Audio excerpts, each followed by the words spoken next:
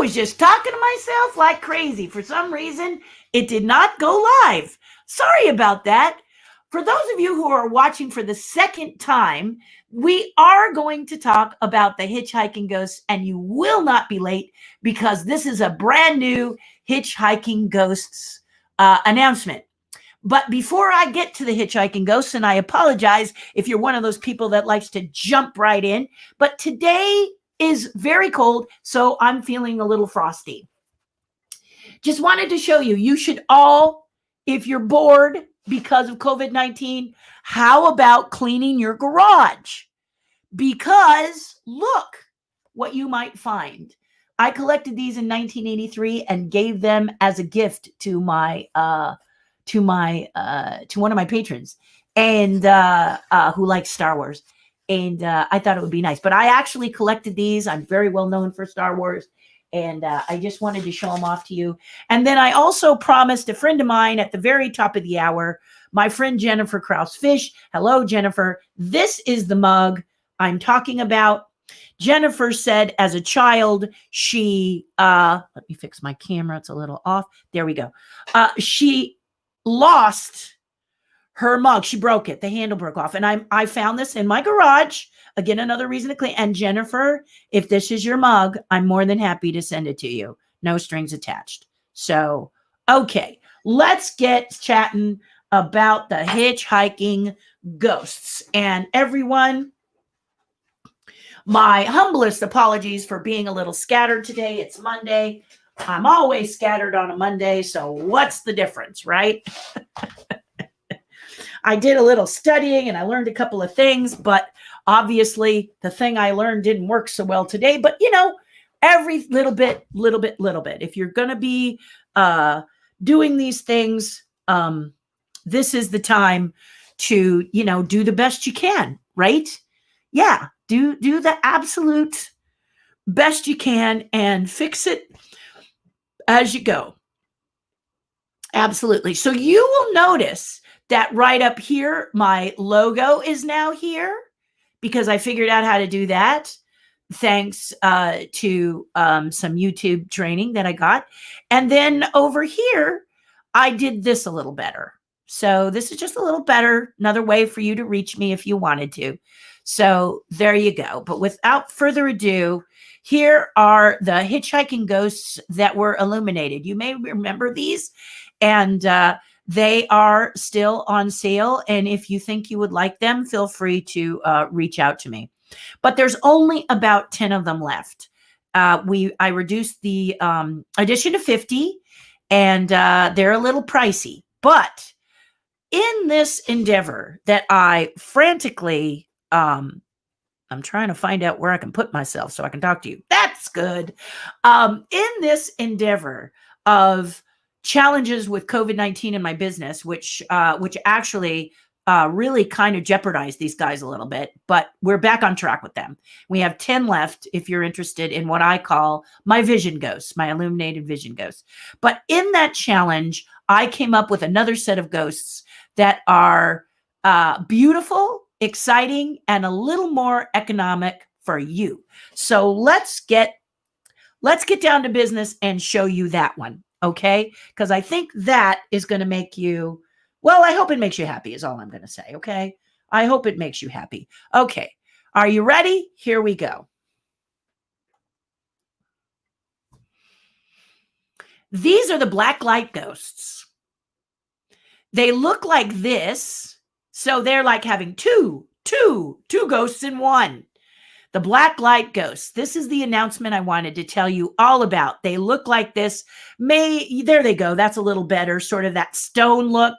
And then you can see over on the side with Professor Phineas that he's starting to be a little bluish as the black light is about to go through. And so would you like to see that again? Let's see if we can make it play again. There we go. It'll play again. So you can see it one more time because it's really cool. So you've got this black light that you can run across it. I include a small black light with it so you guys can see the effect right away. But many people who have ordered this, and you pre-order, but I did this so that I could hear from people. I have if you're interested in,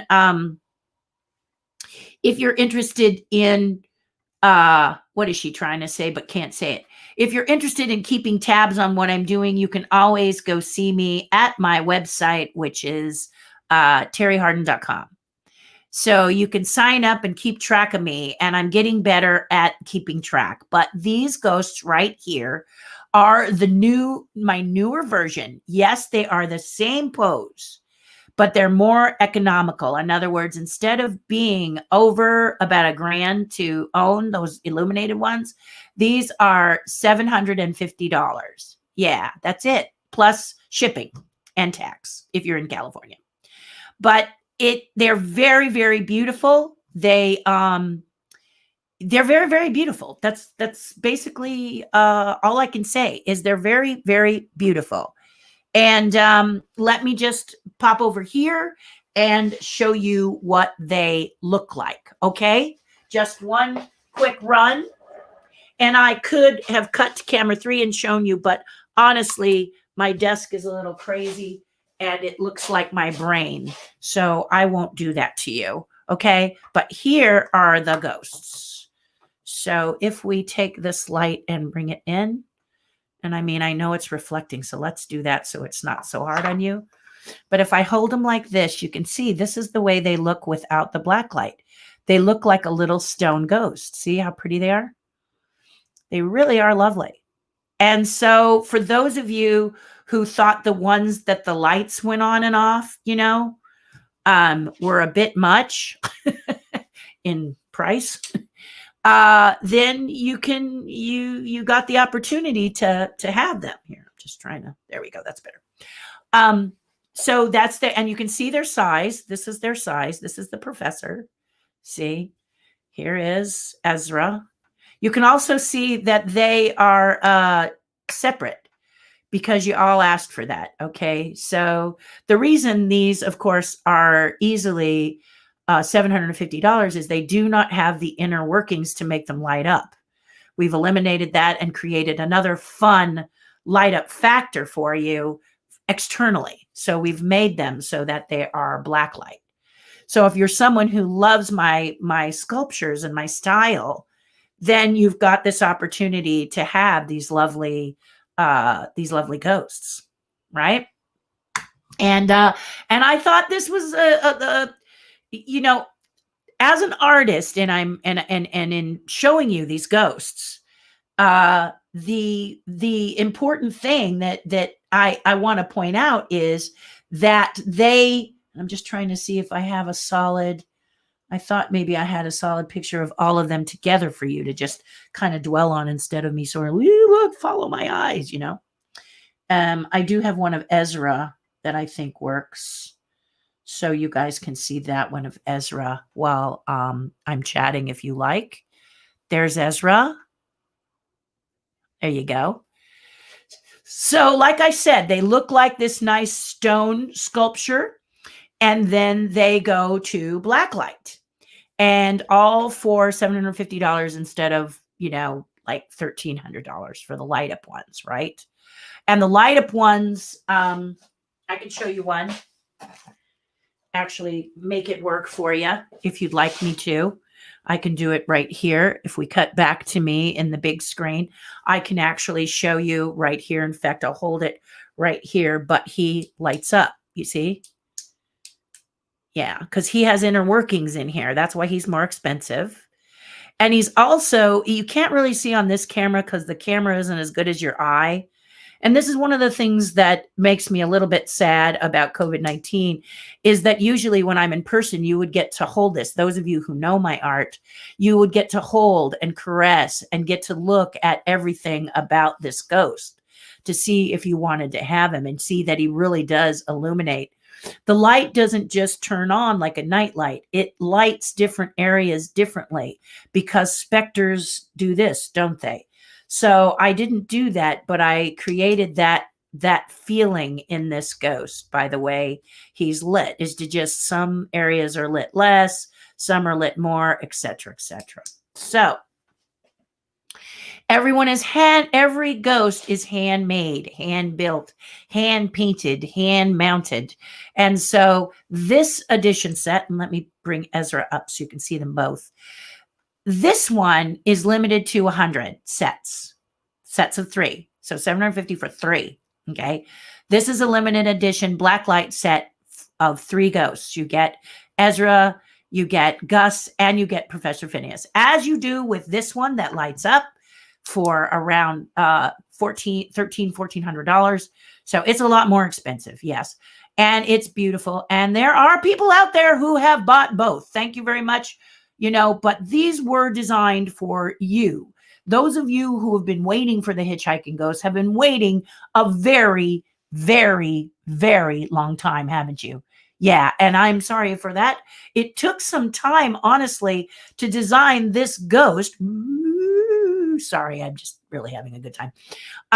It took some time to create this ghost right here because I wanted to put AAA batteries in the base for you to change. Because I don't know about you, but those hearing aid batteries, those nickel-sized batteries, are kind of a pain to load and unload. And I want you guys to have a simple load-unload system. So this is like most everything. It twists on the bottom. And then you, let me just pop it. There we go. And it has the batteries in the bottom, like many things you guys know about, right?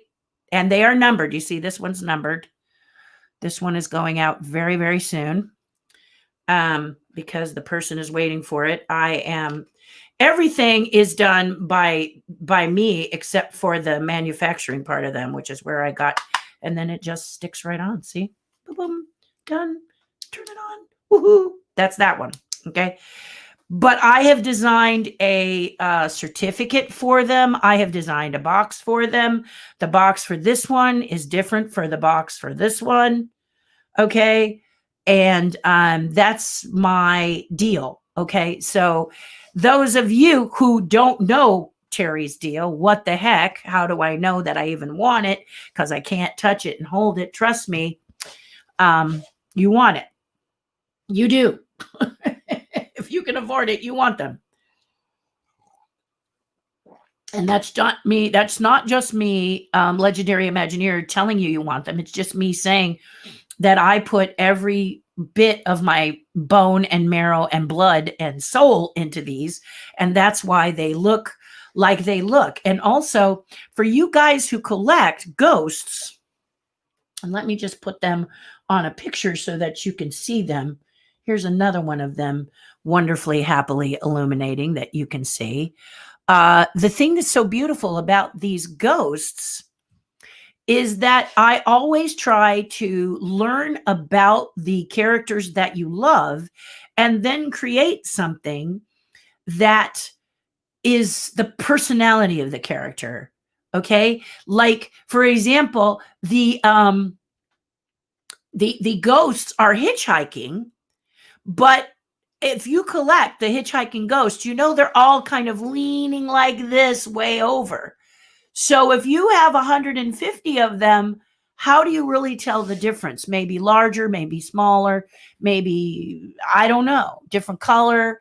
The popcorn boxes were a little weird when I saw those, but at least the popcorn boxes design were something new and different. The tiki cups are also very new and different. And that's kind of where I'm taking my shout out to, is new and different ways to present the ghost to you based on their personalities, as opposed to just taking a drawing and copying it. I just don't see why. I'm an Imagineer and artist. I've designed a lot of things for the parks, and things like, if I go to my pictures, things like this Dragon's Lair in Paris. This is mine.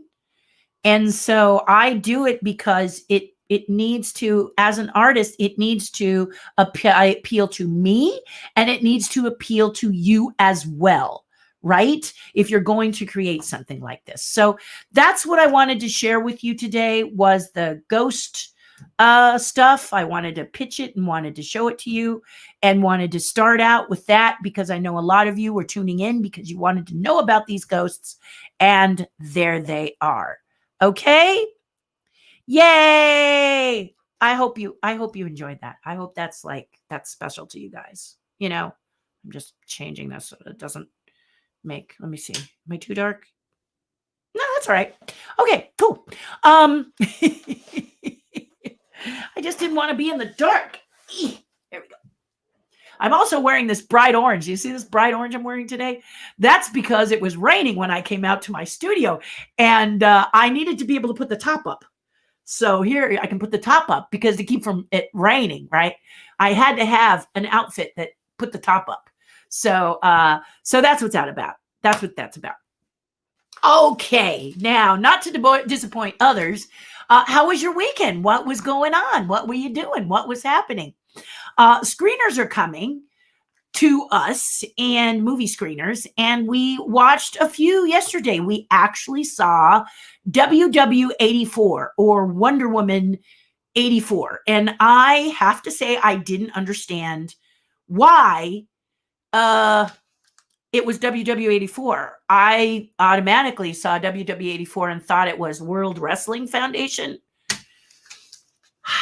How you guys put up with me and how my husband puts up with me and my total lack of Marvel knowledge is beyond me, I have to say. I got to apologize for that because, I am not a Marvel person. So it takes me a little bit. But many people thought this movie was kind of not good. My husband, who has his hand on the pulse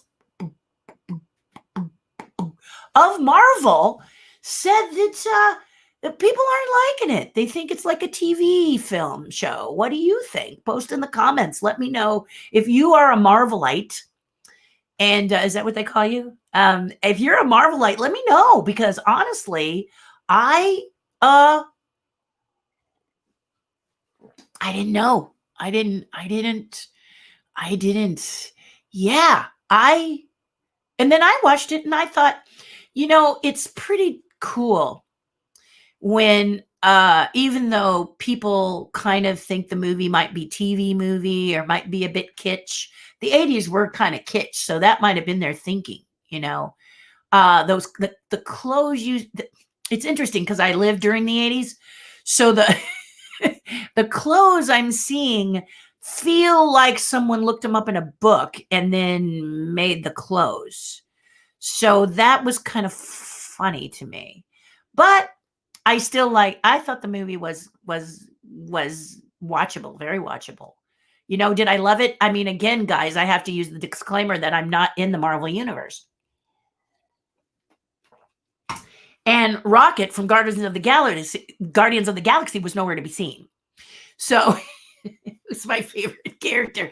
So, I mean, come on, what possibly, I don't know, but my point is this, Wonder Woman is so lovely. Her heart is lovely. She's a beautiful woman, but then Wonder Woman is. But the actress is just so warm and genuine and seems kind. I believe her heart. And I loved watching her throughout the movie. Anytime the camera focused on Wonder Woman, I really enjoyed it. I missed not seeing enough of Wonder Woman and seeing a lot more Diana than Wonder Woman. And it also felt a little formulaic for me, meaning that when I was introduced to certain characters like Barbara, and I shouldn't really tell you too much because I don't want to do a spoiler, because that's what I dislike the very, very most, is someone who says, in the movie, this happens. So let me just say that the character of Barbara's arc was something that I guessed at the beginning when I saw her. So that becomes a little challenging for me. It may not be challenging for you, though, because if you are a movie watcher and not a movie maker, so I've been an actress and puppeteer and performer since I was about 8 years old. And so, unfortunately, for that group of kind of people like that, those people like editors and filmmakers and puppeteers and anyone who knows the film business, we have the advantage or disadvantage of knowing how things are done and like how basic stories unfold and how certain things look derivative sometimes. Like we'll go, oh my gosh, we saw that in blah, blah, blah, blah, blah, blah, blah, blah. They took it from there. And you guys who are lucky enough to get your popcorn and your favorite soda, curl up in front of your big theater screen at home now, of course, and can just watch the movie unfold and love it for what it is, have an advantage over us. And so my mother has said very often, why can't you just watch a movie? And I say, I can't because I'm involved in a movie. So a good example of that, my husband and I were discussing it before, is The Passion of the Christ, where it's very, very violent. It's very violent. And so don't, watch it on, if you really are curious about it, watch it on a video so you can fast forward through the violence. That's one nice thing about DVDs is that if you are not about violence, you can fast forward through the violence and still get the gist of the movie. That's what I am going to tell you. Okay, the violence does not make the movie. It just drives home. They want you to feel Christ's pain. So they did it. Okay, but the problem is there's a sequence in Passion of the Christ where he's balled up and he's being whipped. Okay. And the problem here for me, besides it being violent, okay, guys, you got that. But the problem for me was that the corners of the patch that they put on the actor's back. So they put a makeup appliance glued to the actor's back because you're not going to hurt the actual actor, curled up on the corners. Okay, it turns up on the corners and they did not fix it in the movie. So the minute I saw that, it was not real. My brain went, ooh, movie. It threw me right into the movie. I hope you understand how I'm saying that. I saw these corners turn up of the appliance because they had not anchored it properly. And boom, I was out of the picture. And this can happen. The when we were going into theaters, what is it called? 3D reel or something like that. And they shot The Hobbit like that. You may remember, and we were in Hobbit Town, and you could see the netting and where the appliances on our actors joined and came apart. The nose is applied separate from the cheeks, which is applied separate from the chin, et cetera, et cetera. Well, it's like a puzzle. You could see it in that super hyper realistic, super clear process on a 70 millimeter screen. There was no way the makeup artist was going to have any chance of blending that all together because it was so hyper clear and focused. So I couldn't watch it. I could not watch it in that version because that just took me out of, I could not watch it. I saw actors in makeup, not falling in love with the actual Hobbit characters.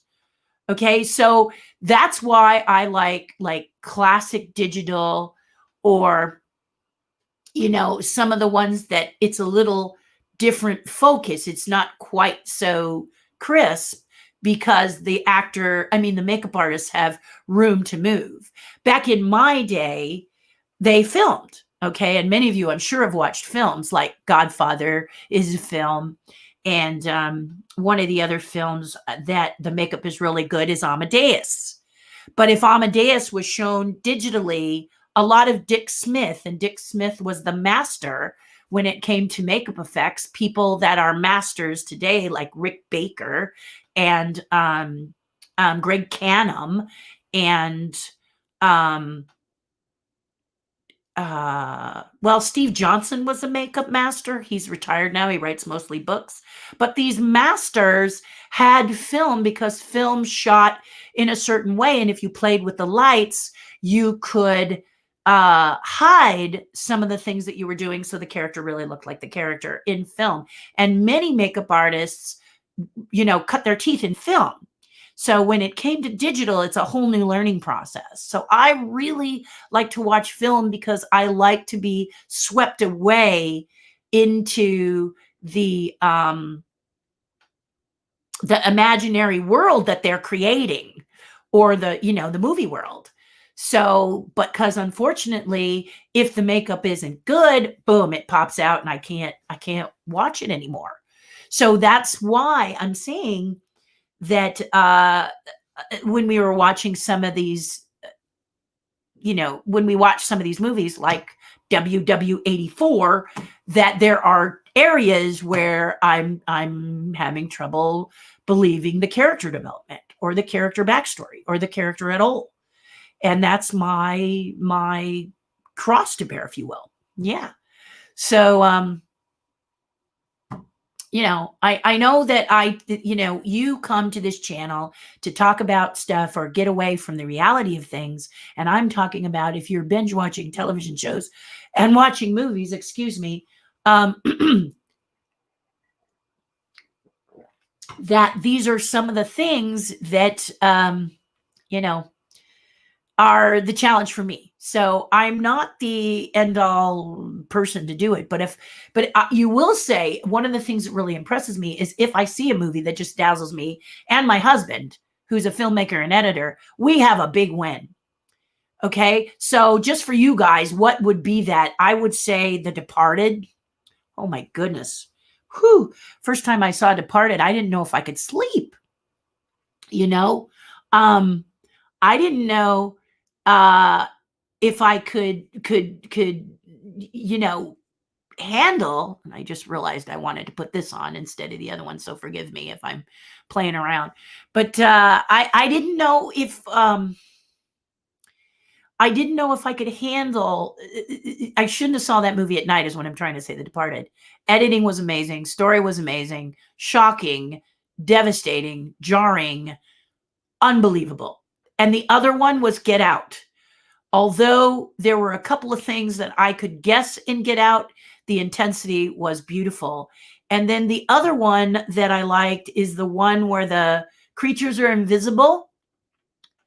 The one that has the lady who plays the new Mary Poppins. Didn't like the new Mary Poppins, but loved her in this secret can't see them movie with the monsters that you can't see. I thought that was just really scary and good. I love suspense, not gore. Having somebody's head explode or bleed till their head crushes or whatever, it just doesn't. Some people like those effects. I'm like, no. I call them roadkill and move on. But I love suspense. I love something that makes me scared and makes me say, don't go. Like it wells up in your body and you go, don't go. Like The Birds, Alfred Hitchcock, The Birds. Don't go. You ask her to not go up. She wakes up and she looks up and you go, no, don't go up there. It's not good. It's not good. I love that stuff. I love it. So if you're interested, please post in the comments. And if you're listening to this later, comment to me over here on what movies you like, and let's have a lovely chat. If you have a movie you think I've not seen, I'd love for you to post it in the comments and let me know what it is. I am a movie crazy person. And this is one of the reasons, if we come back full circle to the topic today, which was to introduce to you my Hitchhiking Ghosts, Disney is a big one for me. And that's how I became an Imagineer, was because I wanted to be an integral part of the Disney process. And I've been in several Disney films, and I've done a lot of Disney art, and I continue to do it. And it's just a joy to be a part of this company. I enjoy it. I am not exclusively with this company. And that's the difference. I'm known as the come here, get away, Imagineer. Let's do that again. Come here, get away, Imagineer. Okay. Why? Because it just works better for me. Okay. I have a company, and when they need me to come and help them out, they'll give me a call and I go in and I help them. And I'm usually last hired, first fired. And it's lovely. For me, it's lovely. I'm one of these people that doesn't want to be adopted, really. So what does that mean to you? As an artist, if you're looking to become an Imagineer or you want to do something with a company, that is fabulous.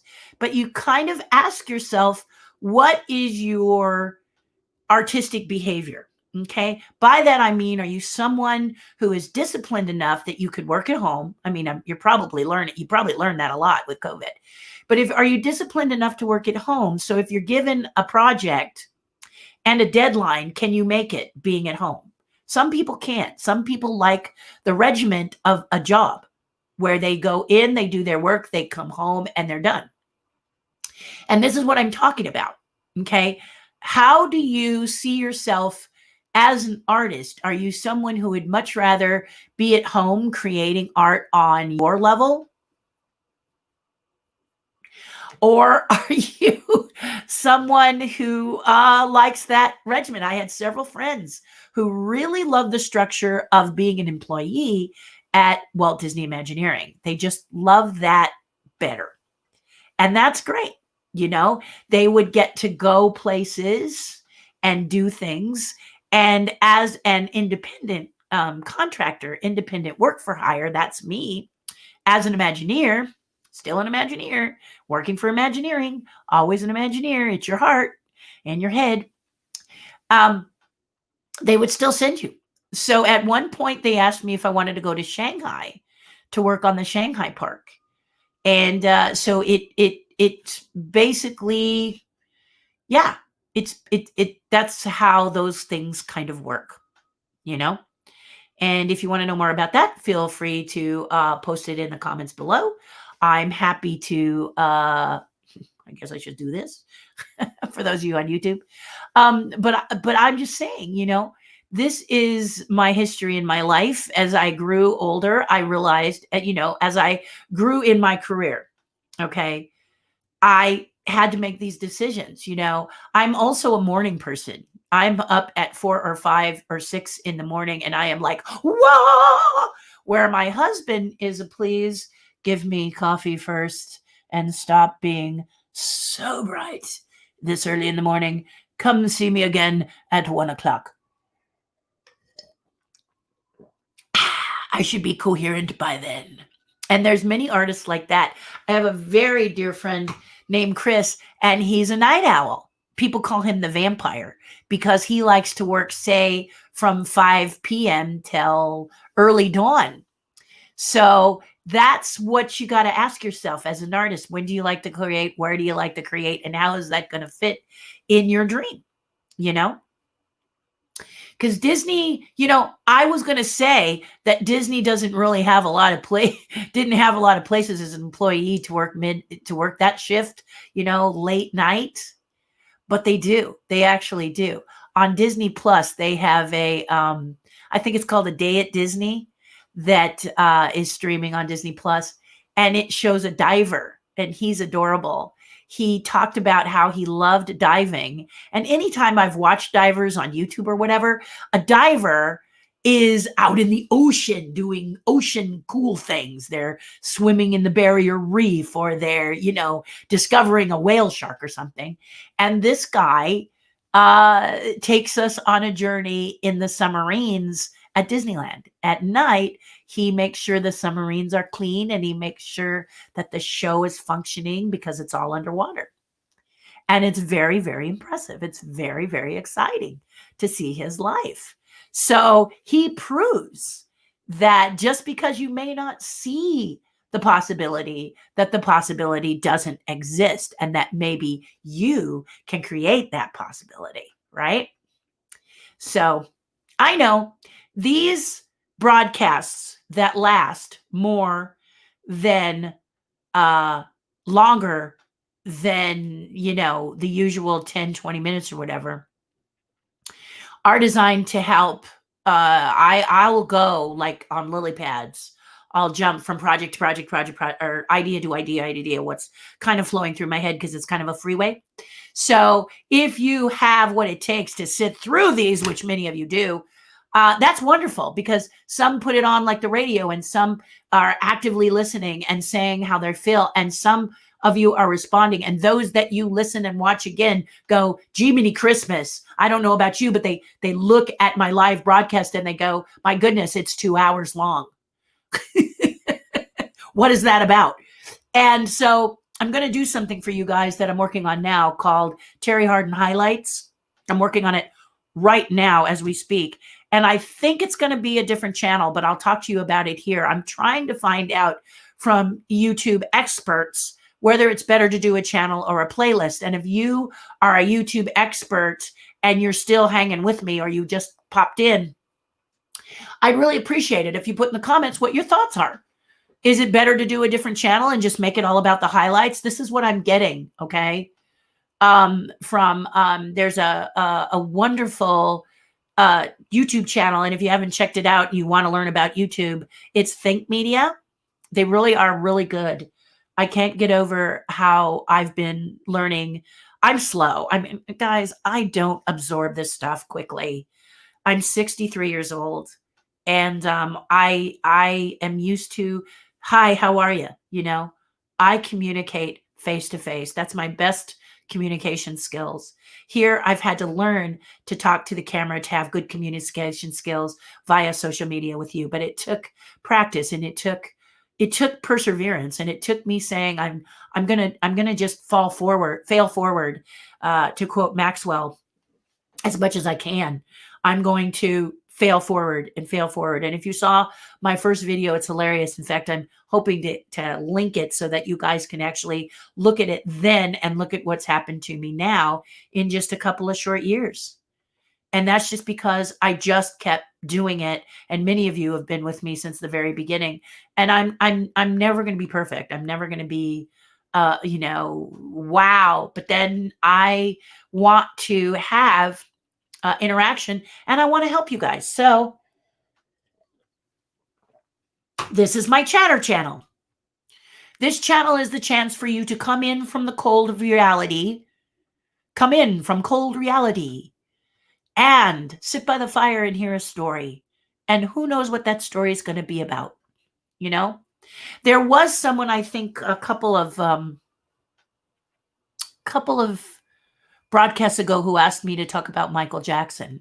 Michael Jackson story alert. Boop, boop, boop, boop.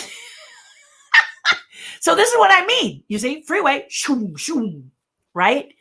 And that's what it is. So if you are willing to sit in your big comfy chair, sit back, grab a coffee or tea, breakfast or whatever, and listen to the whole broadcast, I love you. Great. And if you're tuning in later, there's something for you too, right? Post in the comments that you watched it later. And if you have advice for me, then I would gratefully love hearing from you, because I'm learning still. I'm improving. I'm so happy because Think Media taught me how to put my logo up here. This is my official, I'm a trademarked artist, and that's my trademarked logo. If you want to know how to become a trademark artist, I'll tell you. But it sure does change your life as an artist if you can become a trademark artist, and I am. And that's my trademark logo, as is my signature is trademarked, which is nowhere here to be seen, but just trust me on that. And so I was real excited to have this up here. I was also happy to learn how to make this more interesting. Like I learned from Think Media again, the color, how I could make the color the way it is, excuse me, and how I could put something here that would be of interest. There's still more they're teaching me that I didn't quite get to do. So you guys on YouTube will get more yummy stuff as it goes. And I'm hoping more of you will join me on both platforms. But right now, it's just, one of the things that Think Media teaches me is to be patient. And here's the thing, I'm automatically patient. It took me 2 years to figure out how to upload on YouTube. Full disclosure, I'll always be honest. I'll always tell you the truth. 2 years. So I figured out how to get a YouTube channel, right? I kind of backed into it accidentally, honestly. And then nothing was on the channel for years because I couldn't figure out how to upload a video. I had no idea. I tried and tried.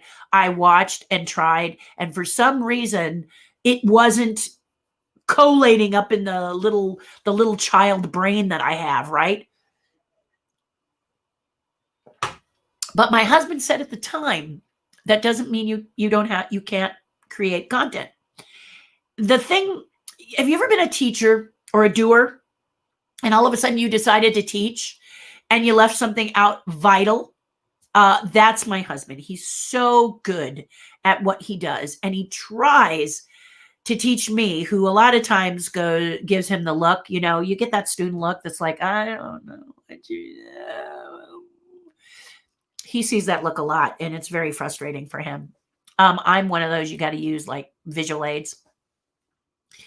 But the one thing he forgot to tell me that is so natural to him that he didn't know to say it to the beginner was, yes, create content, but figure out a way to find it later. So now we're going through 2 years plus of content where it's all over our hard drives and we have no idea how to find or access it.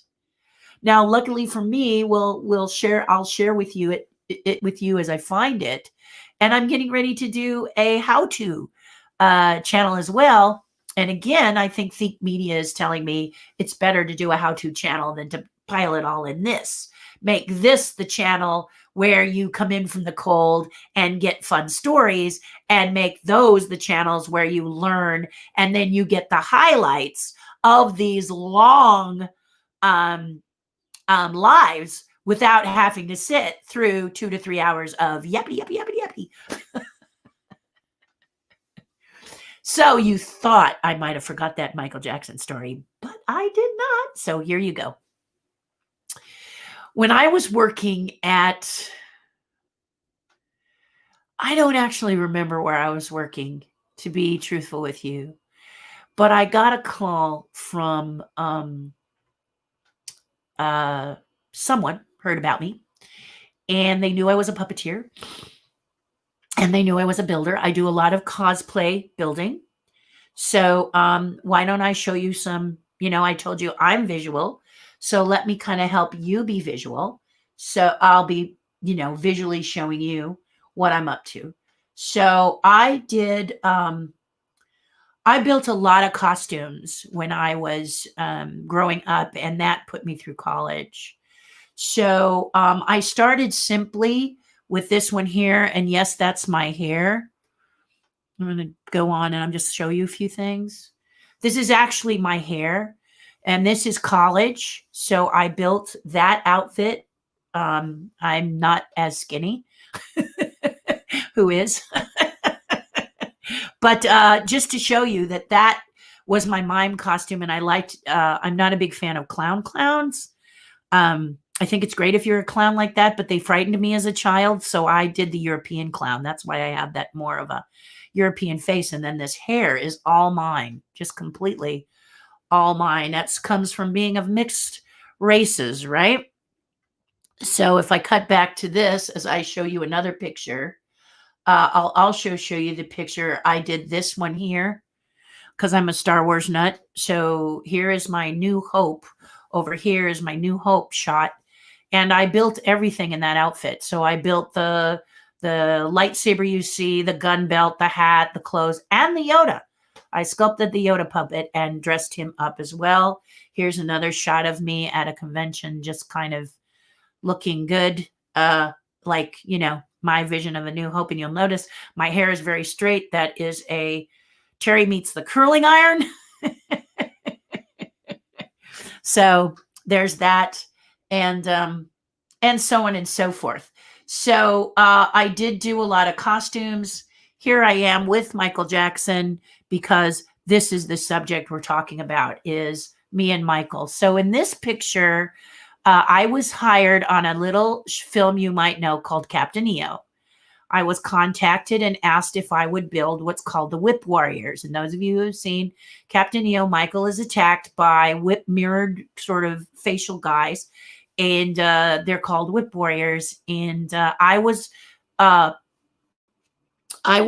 on to play Idie and Odie. So originally I was there to build the Whip Warriors, but then I was brought in to play Idie and Odie, and I'm just looking to see if I've got an ID picture for you that you can see because you deserve it. Oh, yes, there we are. A couple that I can show you. La, la, la. There we go.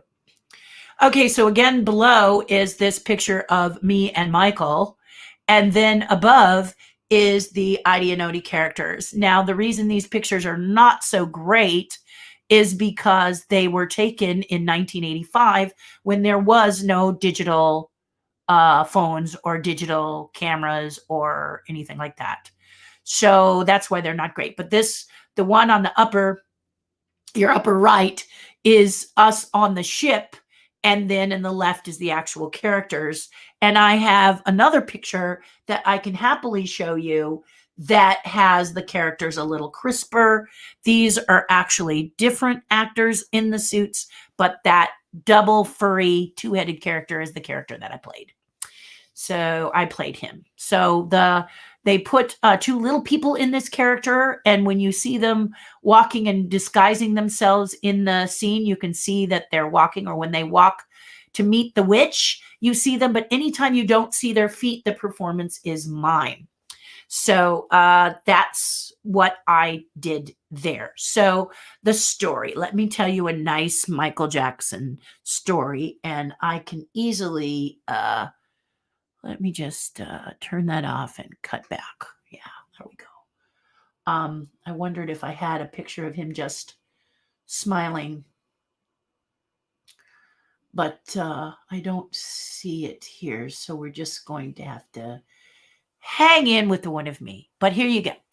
Michael Jackson came to the studio, and oh, this is just, let me just get that. There we go. You guys will get your eyes burned and get that light. There we go. That's better. I don't know what happens. But anyway, Michael Jackson and I became very close because we were on the spaceship. So the actor who played Hooter and the puppeteers who did that little elephant's eyes and stuff, myself who played Idie and Odie, and anyone who did the eyes for Idie and Odie, the major domo, miter domo, fuzzball, all of us were very close with Michael because we were performing with him consistently for about 6 to 8 months on the project. It's really fun. I first started out building the Whip Warriors, as I told you, and also the Jukebox Guys. And then I auditioned to play Idie and Odie. And I think, honestly, I got the role because I could lift these two characters. Each head was 15 pounds. And so I could make them dance and stuff. And I had just come off Ghostbusters doing the terror dog. So I had, I was ready,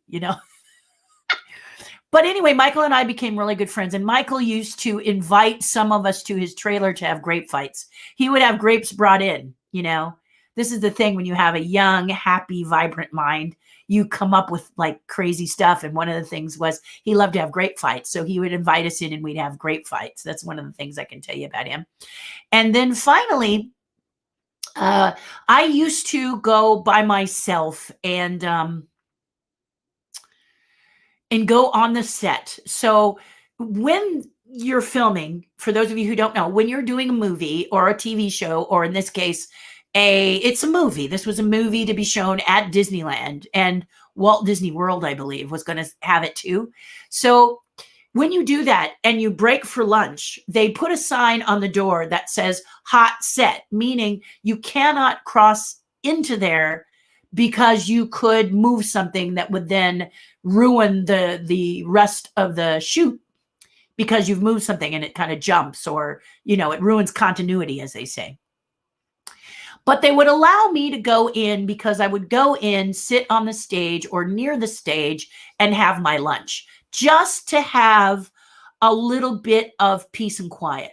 Okay, because when you're doing a big production, there's a cacophony of noises and sounds and action and yelling. And we had a couple hundred dancers. And so it was just, I did not want to then go to the commissary and eat my lunch, which is more noise, So I would eat on the stage. Now, puppeteers usually are supposed to, by union rules, have a trailer, but a lot of times we have a trailer that has us all together.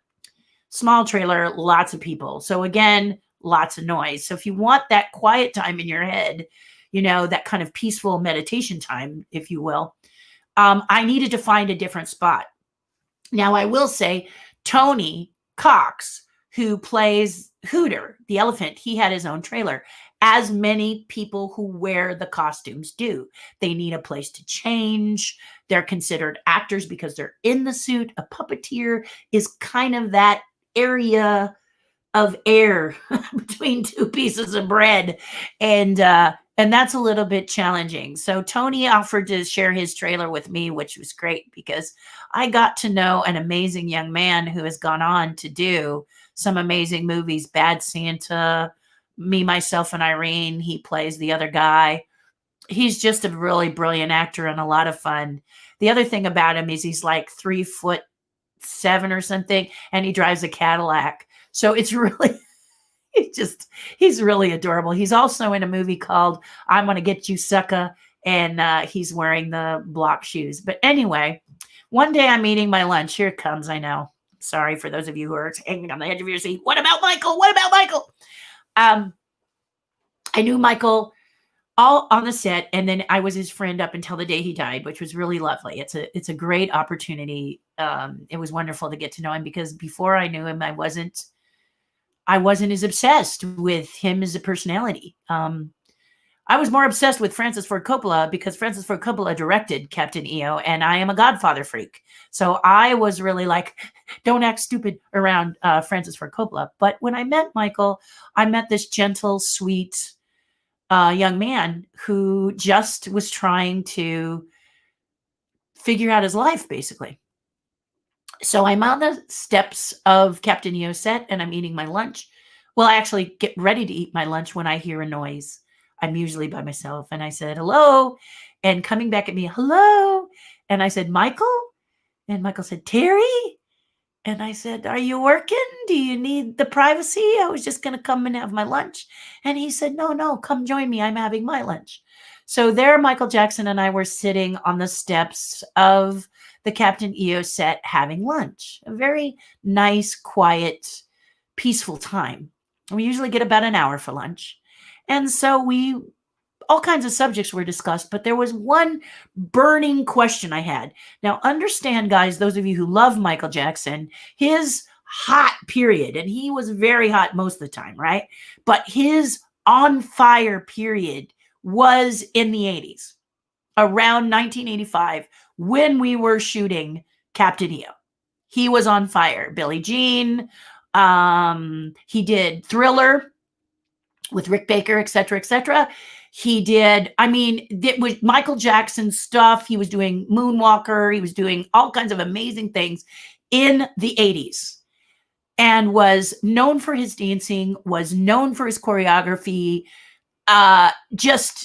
He was in the news like crazy, not for crazy, but for this magical ability that he had. In fact, Fred Astaire wrote to him and said, one of the best dancers I've ever seen, and Michael cherished that letter. So he was on fire. Hence, why we made Captain EO and why Captain EO was made by Disney starring him, because he was huge.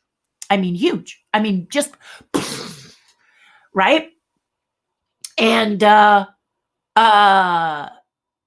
we were sitting there and I said to him, can I ask you a personal question? And he said, yeah, sure. And I said, you are so known in the world. And I believe that if we went to the moon, you and I, and we landed on the moon, and there were creatures on the moon, that when the door opened and they saw you, the little moonman would go, Michael Jackson, Michael Jackson. And he started laughing. You're that known. You're that known. So my question to you is, for someone who's brought so much joy to so many and is so known throughout the universe and beyond, if I were a genie and I floated down to Earth and I gave you 3 wishes, what would they be?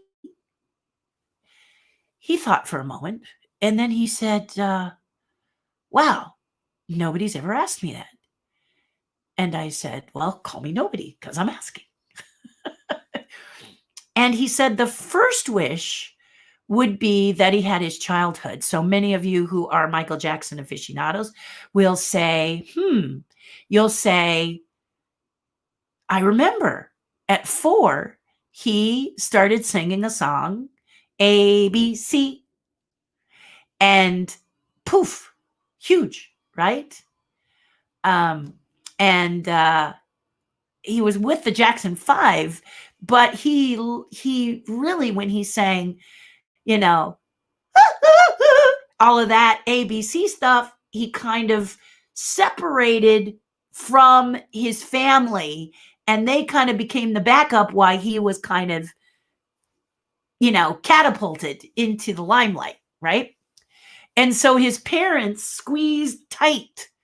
They didn't want him to be hurt or injured, so he couldn't do that kid stuff like climb a tree, get dirty, kickball, volleyball, any kind of thing that he wanted to do where he might be hurt, ride a bicycle. So he wanted his childhood back. That was his first wish. His second wish was to go to a mall and not having to buy it first. And his third wish was to walk amongst people and not be recognized. So what does this mean to you? This is the big thing, right? What does this mean to all of you that are watching right now? And those of you who rewatch this, this will be a highlight too, is all Michael Jackson wanted for all his money, for all his fame, for all his worth was to be just like you. He wanted to be you. He wanted to be someone that could go shopping and not get noticed. He wanted to be someone who could go to a mall and be with your friends and tuck in a corner and nobody really notices unless you do something crazy. He wanted to be able to walk through life without having to be quite so guarded. And it just goes to show you that you may have a passion that you absolutely love, but you have to consider if others fall in love with your passion. And that was singing and dancing for Michael Jackson, wasn't it? But once he exploded, there was no turning back from the fame. And fame isn't for everybody. In fact, many famous people will tell you that's the part that you pay for your passion, should you become famous at it. That is the worse of better or worse. Now, it's not always super bad, but it can be. There can be situations where it's not cool, and you can think of several when it comes to Michael. You can think of several situations where being famous was really not good for him. Okay. So it's true if you think of anyone that you admire very, very much and how they navigate themselves through the waters. Michael Jackson asked me who my favorite actress was, and I said Elizabeth Taylor. And I said, Michael, you're going to think I'm blowing smoke. In other words, just kind of trying to get in good with him. And but Elizabeth Taylor is one of my favorite actresses. And I stood before him and acted out the movies that I loved. So Cat on a Hat Tin Roof, long as she can, honey, long as she can. That woman, Elizabeth Taylor, can really rock a slip. So I love her in that movie. I also love her in Butterfield 8 with the mink coat. Oh, I just had to take it because I deserve it. She's amazing in that movie. I kind of like the movies that she has some pain because she really is an amazing actress when it comes to pain. Virginia Woolf is a bit strong for me. It's a little bit too much. So it's not one of my favorite movies, but a lot of people like it. Mine are Cat on the Hot Tin Roof and Butterfield 8. And Michael, because of who he was and how close he was with Elizabeth Taylor, brought her to the set of Captain EO after I had done an exceptionally hot and sweaty moment because I'm inside Heidi and Odie working the heads. They pulled it off. I look a mess. And Michael walked up and said, Terri, I have someone for you to meet. And I turned and it was her. It was Elizabeth Taylor. I'm kind of like, trying to, make myself presentable because there she is, my icon. And she reached out and she said, Michael tells me you're very talented. Wow. Wow. And then she signed my Laserdisc. And if you don't know what a Laserdisc is, Google it, and then I will try to show you sometime. Michael signed a Laserdisc for me, and it has my tag that got me into Captain EO alongside it. And it's on my wall in my office. And I look at it and think of these moments all the time. But she signed my Laserdisc, and then I did a movie later of the Flintstones, and I happened to think out loud, would she remember me? And she walked up behind me and said, is that my good friend Terri Hardin? And I just about cried.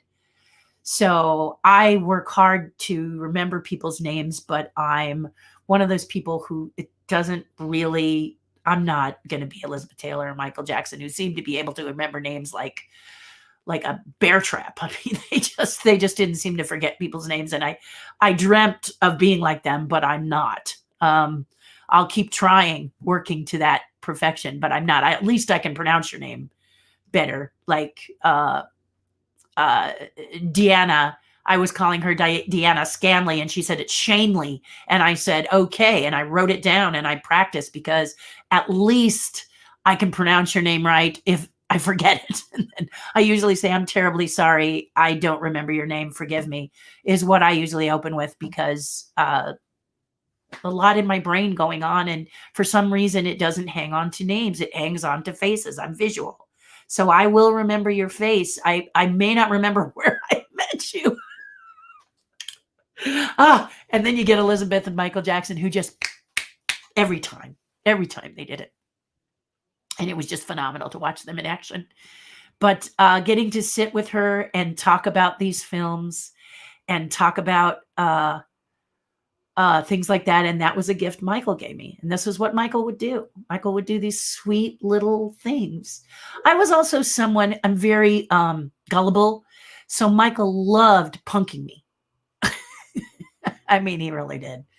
So there was this joke. I mean, you guys must know it, where you have an envelope and you say you have rattlesnake eggs. Do you guys remember this? You have rattlesnake eggs, and then somebody opens it and it's a rubber band or a bobby pin or something. You may not even know what I'm talking about with the word bobby pin. But anyway, and when you open it, it goes and it scares the out of you. And Michael just loved hitting me with that joke a couple of times on set. So it was a joyful noise. So for those of you who love Michael Jackson, I have more stories. But on Mondays, I try to keep it a little bit shorter than normal, which means instead of 3 hours, I try to go about 1 and change. So what I'm going to do now is I'm going to go to the comments. I always do this. I go and look at your comments. Now, if you can stay and comment, you have a question, you have a statement, and you want me to answer it, put it in the comments. And I will read it and then I'll answer it. But if you've got to run off because you noticed that a day that was supposed to be rainy has suddenly turned beautiful, like here in California, where I am sitting right now, I see the sun out. I'm not offended, not at all. And if you're someone who has joined us later, you're lucky. Just fast forward to anywhere that sounds interesting.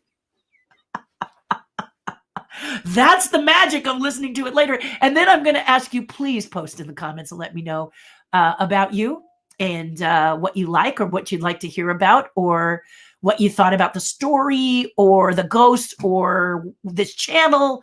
I'd love your advice and your input, because this is something that I do the long term, because reality is scary. But wouldn't you say it's getting better? I see light at the end of the tunnel, and it's a really, really good feeling, isn't it? I see the vaccine working, and I see in October or November us being able to take the masks and go like this, woo, and they're gone, and get to hug people we love and get back into mixing. but we can't jump in too early because otherwise we push that deadline. We keep pushing it if we keep not trying to rush it. So patience, my loves, patience. Okay. And thank you for joining me today. I hope you enjoyed a story. Understand there are other, possibly, I'm waiting to hear what Think Media thinks about whether I should do a channel or whether I should do a playlist, but I think it should be a channel, because then if you are someone who just loves that fast stuff, you can get it. And then also I'm going to do a podcast, a highlight podcast, where you can listen to it like the radio. So those are in the works. Why? Because I'm slow and this stuff takes time. I am a amazing sculptor. I can pull things out of clay and out of pumpkins, and I can pretty much sculpt for food. But when it comes to this takes focus and takes work. And I love to hear from others who know how to do it well. I'm open. If you've watched this and you have not yet subscribed, think about if this is for you, and then please subscribe and ring the bell so you can be notified. I do these every Monday and Friday. And if you're someone who reality is just getting to you because you've been cooped up a bit too long, or whatever your reasons are, come and join me, sit by the fire, and let me tell you stories. And you get to say what stories you'd like to hear. Google my name, Terri Hardin. You can find out all the things that I do. If I listed them here, it would take another few hours, but I'm more than happy to talk to you just about anything. And then on Fridays, I have Ask Me Anything. So you're welcome to do the same. Okay. I love you guys. I want to thank you for joining me. And now we're going to go over to the comments and see who's here and what questions or comments they may have. And again, please leave a comment because I'm going to read them right now. Hello, Michael Clarkey. Good morning. I just love this new format. It just looks really cool. Leo, good morning. I hope you liked your gift that we gave you earlier. Jeanette, hello. The sun is shining. I know, right, Jeanette? And they told us it was going to be a really rainy day. So I just heard from my tax advisor that I can get rid of a few boxes of receipts, and I just am going to have a party. Goodbye. I don't know why that gives me joy, but it does. Hello, Deanna. And Michael. Oh, no, I'm late. I'm late for a very important date. Happy Monday, Angie. Happy Monday. I'm trying to work the countdown in StreamYard. I did it really well on my Patreon page today, but I totally screwed it up here. So there's a little more light for some reason. The light is going dark and light. Oh, I know why, because the sun went away. And all of a sudden we have, because there's clouds moving around. So that's why all of a sudden went dark. Okay, now I figured it out. Don't worry, Angie. And of course, you can go back and take a look. So there you go. Oh, thank you. I'm so glad you like those ghosts. And a lot of people have said that they were surprised that I did 2 versions. But the people who couldn't quite, I wanted to have 2 so that you could have these ghosts, because they really are a cool interpretation, I think. And many HitchHiking Ghost people and Haunted Mansion people agree. So that's the case. And like I said, if you wanna follow and learn more from me, you can go here and follow me on Instagram. That's where I try to announce where I'm going to be appearing, or if I'm going to be on another show. It seems to be the fastest for me. And sometimes I don't know, but a few hours in advance. So this is a great place to find out what's up with me. What's up, Doc? Like this Sunday, I'm going to be on the BerettaBrothers.com as Dinosaurs drops on the 29th on Disney Plus. Dinosaurs, the TV show, where I play Baby Sinclair, and I play Baby Sinclair's arms. So let's not get confused about what I do with the little baby. But there I am. Here we are. Here is Team Baby. And how you like that hair? Yeah, my hair changes like crazy. But it did. Now this is my stay hair. Stay. I love it. But here we go. Here I am. And you may recognize the amazing Kevin Clash. He does the voice of Elmo, a creator of Elmo character and the voice of Elmo. I'm not sure he's still doing it, but he is the voice of Elmo. Over his shoulder is the amazing John Kennedy. John Kennedy does the eyes and brows of Baby Sinclair. And then I do the arms, and Kevin is the lead, the head, the body, and the lead puppeteer. So the way it works in puppets is that you are a team, always a team, and the person in the head is kind of coordinating all of us together. But we are really a great intuitive team. So yeah, so so that's a great group. In any case, this Sunday on the Beretta Brothers, we theberettabrothers.com, we are going to be talking about background characters, because the world of dinosaurs was not just your Baby and Fran and Charlene and Robbie, but characters like the reporter, also played by Kevin Clash, Howard Hemmed Up Me.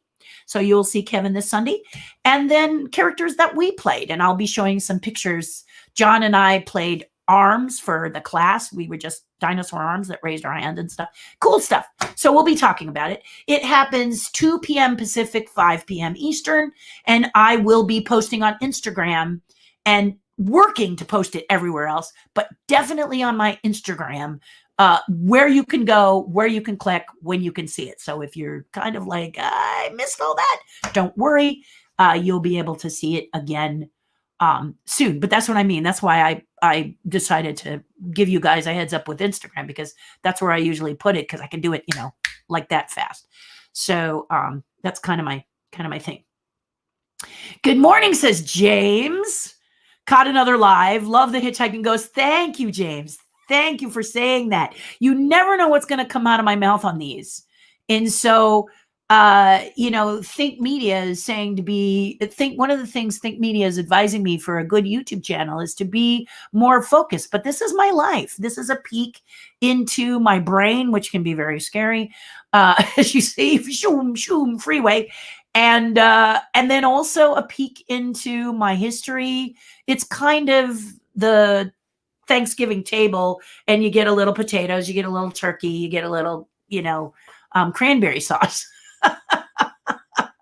So this is the all-in-one kind of thing. But now this year I'm working, and Think Media is a big part of that. They are helping me to focus more on channels that are more specific. So one will be the highlights of these big ones. I'll go back and I'll pull out highlights so you don't have to listen to close to 2 hours of stuff, right? Yeah, just for you. We won't hit you with that. Yeah, because some of you will love it, and you got these, right? You got these long ones if you want them, and many people do. It's so sweet how you hang with me. I love you for it. Johnny Johnson, how are you? How are things over in Florida? And how is Walt Disney World? I hear that the passes are still being accepted for a limited time, and then the annual passes are going poof, like here at Disneyland. But they will return. I can't afford it, and I want them. James, you're adorable. Well, think about the Blacklight Ghost, and I do have a payment plan. So message me if you want them, and we'll work something out. Okay?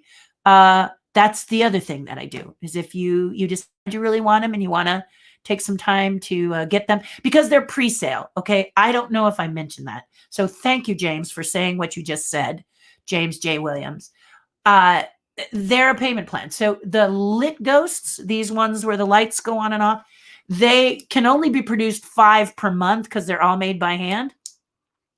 So we're already talking about a June or July delivery, and then the Blacklight Ghosts will start being available in later in February and March, and then we'll start to do them. So I pre-sell them, you pay for them ahead of time, and then I send them out to you. So this allows me to have capital to create them. because it's a little close to the line.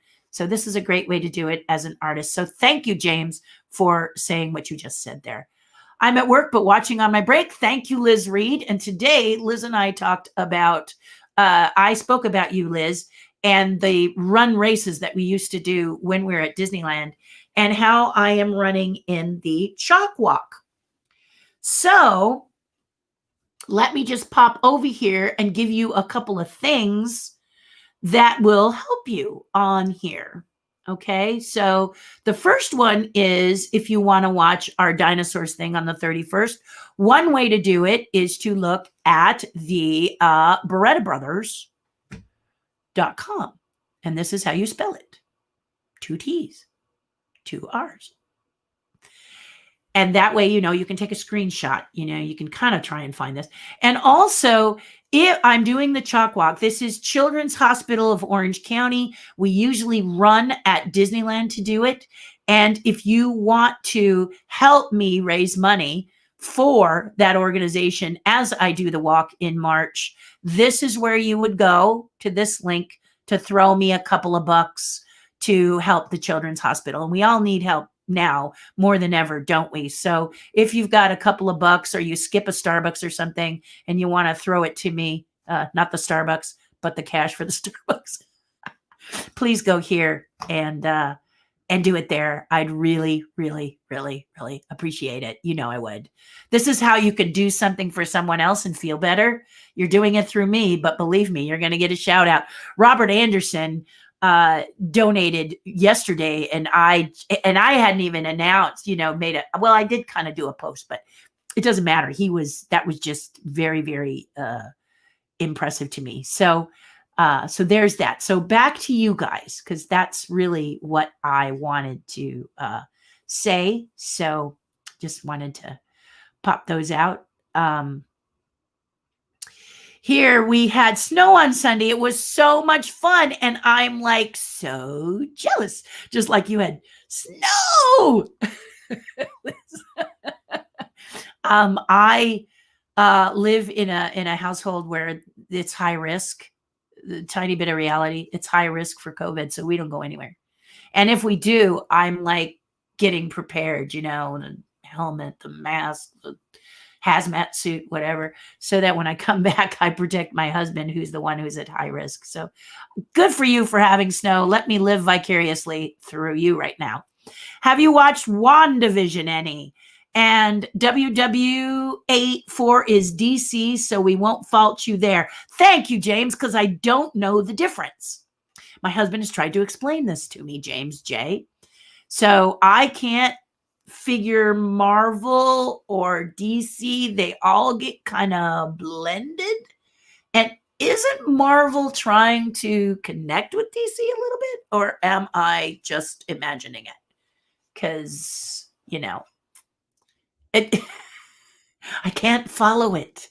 You guys are so good that do this, because I am Star Wars. Thank goodness Star Wars is just Star Wars, and there's other things that connect to Star Wars, but it's not like the Marvel/DC universes. Whoo! I just can't keep track. So thank you for correcting me, because you're right. She's DC, along with who? The Flash and Batman, right? Yeah, they're DC. Whew, boy, I don't know how you guys keep track. But to answer your question, yes, and I love WandaVision. And here's the funny thing about WandaVision that is so great. It's for someone like me who doesn't really follow superheroes. Okay, they're just not my jam unless they're Rocket from Guardians of the Galaxy or Baby Groot. And so I really like WandaVision because it has something for me to enjoy. It has suspense. It has eerie creepiness. It has silly fun, like a 1950s sitcom like Dick Van Dyke, Brady Bunch. I think we kind of had that feel. Bewitched. I Dream a Genie. Sure, probably coming soon. And I had to ask my husband, full disclosure, about the guy with the crystal and the colored face named Vision. So now I know that's Vision. And then also Wanda, who can do, I guess, anything. At first I thought, like, because I saw her in Endgame and I thought she just did fire. But then I remembered when I saw her that she had a brother in Age of Ultron, which I really didn't like that movie, but I really liked the brother and sister. And when the brother died, I was really sad. So then I realized that that was the same, that was Wanda. So I really like Wanda and I really like Vision and I really like the eerie world that they're in WandaVision. So if you have Disney Plus and you haven't seen that, the third show dropped, I guess, over the weekend, right, guys? And you can see 3 episodes now, or you can wait till it's all done and binge watch it, whatever you prefer. But as James J. Williams says, it's something to, he's like, have you watched it? I'll bet you he likes it as well. Did you like WW84? Because full disclosure, James J., I thought they were talking about a wrestling foundation. Okay, so just goes to show you what I don't know. Happy Monday. Hello, Bonnie Smith, and thank you. Mike Clark says, you are Star Wars, he is Marvel. That is true. And DC, as James J. Williams points out. My husband knows that too. He knows the superhero universe. And I know Star Wars for the most part. Actually, I'm a purist with Star Wars. So I talked with a friend of mine, a really amazing pumpkin sculptor. And if you want to see him on Instagram, it's at Mark Maniac. He's amazing. He just is amazing. He's also a killer painter. And but Mark is a bit younger than me. And he and I had this discussion about Star Wars and our perspectives. And I don't mind a good debate as long as you don't get personal. I think I've said this before. And Mark is a great person to go back and forth. So I had a little trouble with The Mandalorian because he kept taking his helmet off. It was driving me crazy.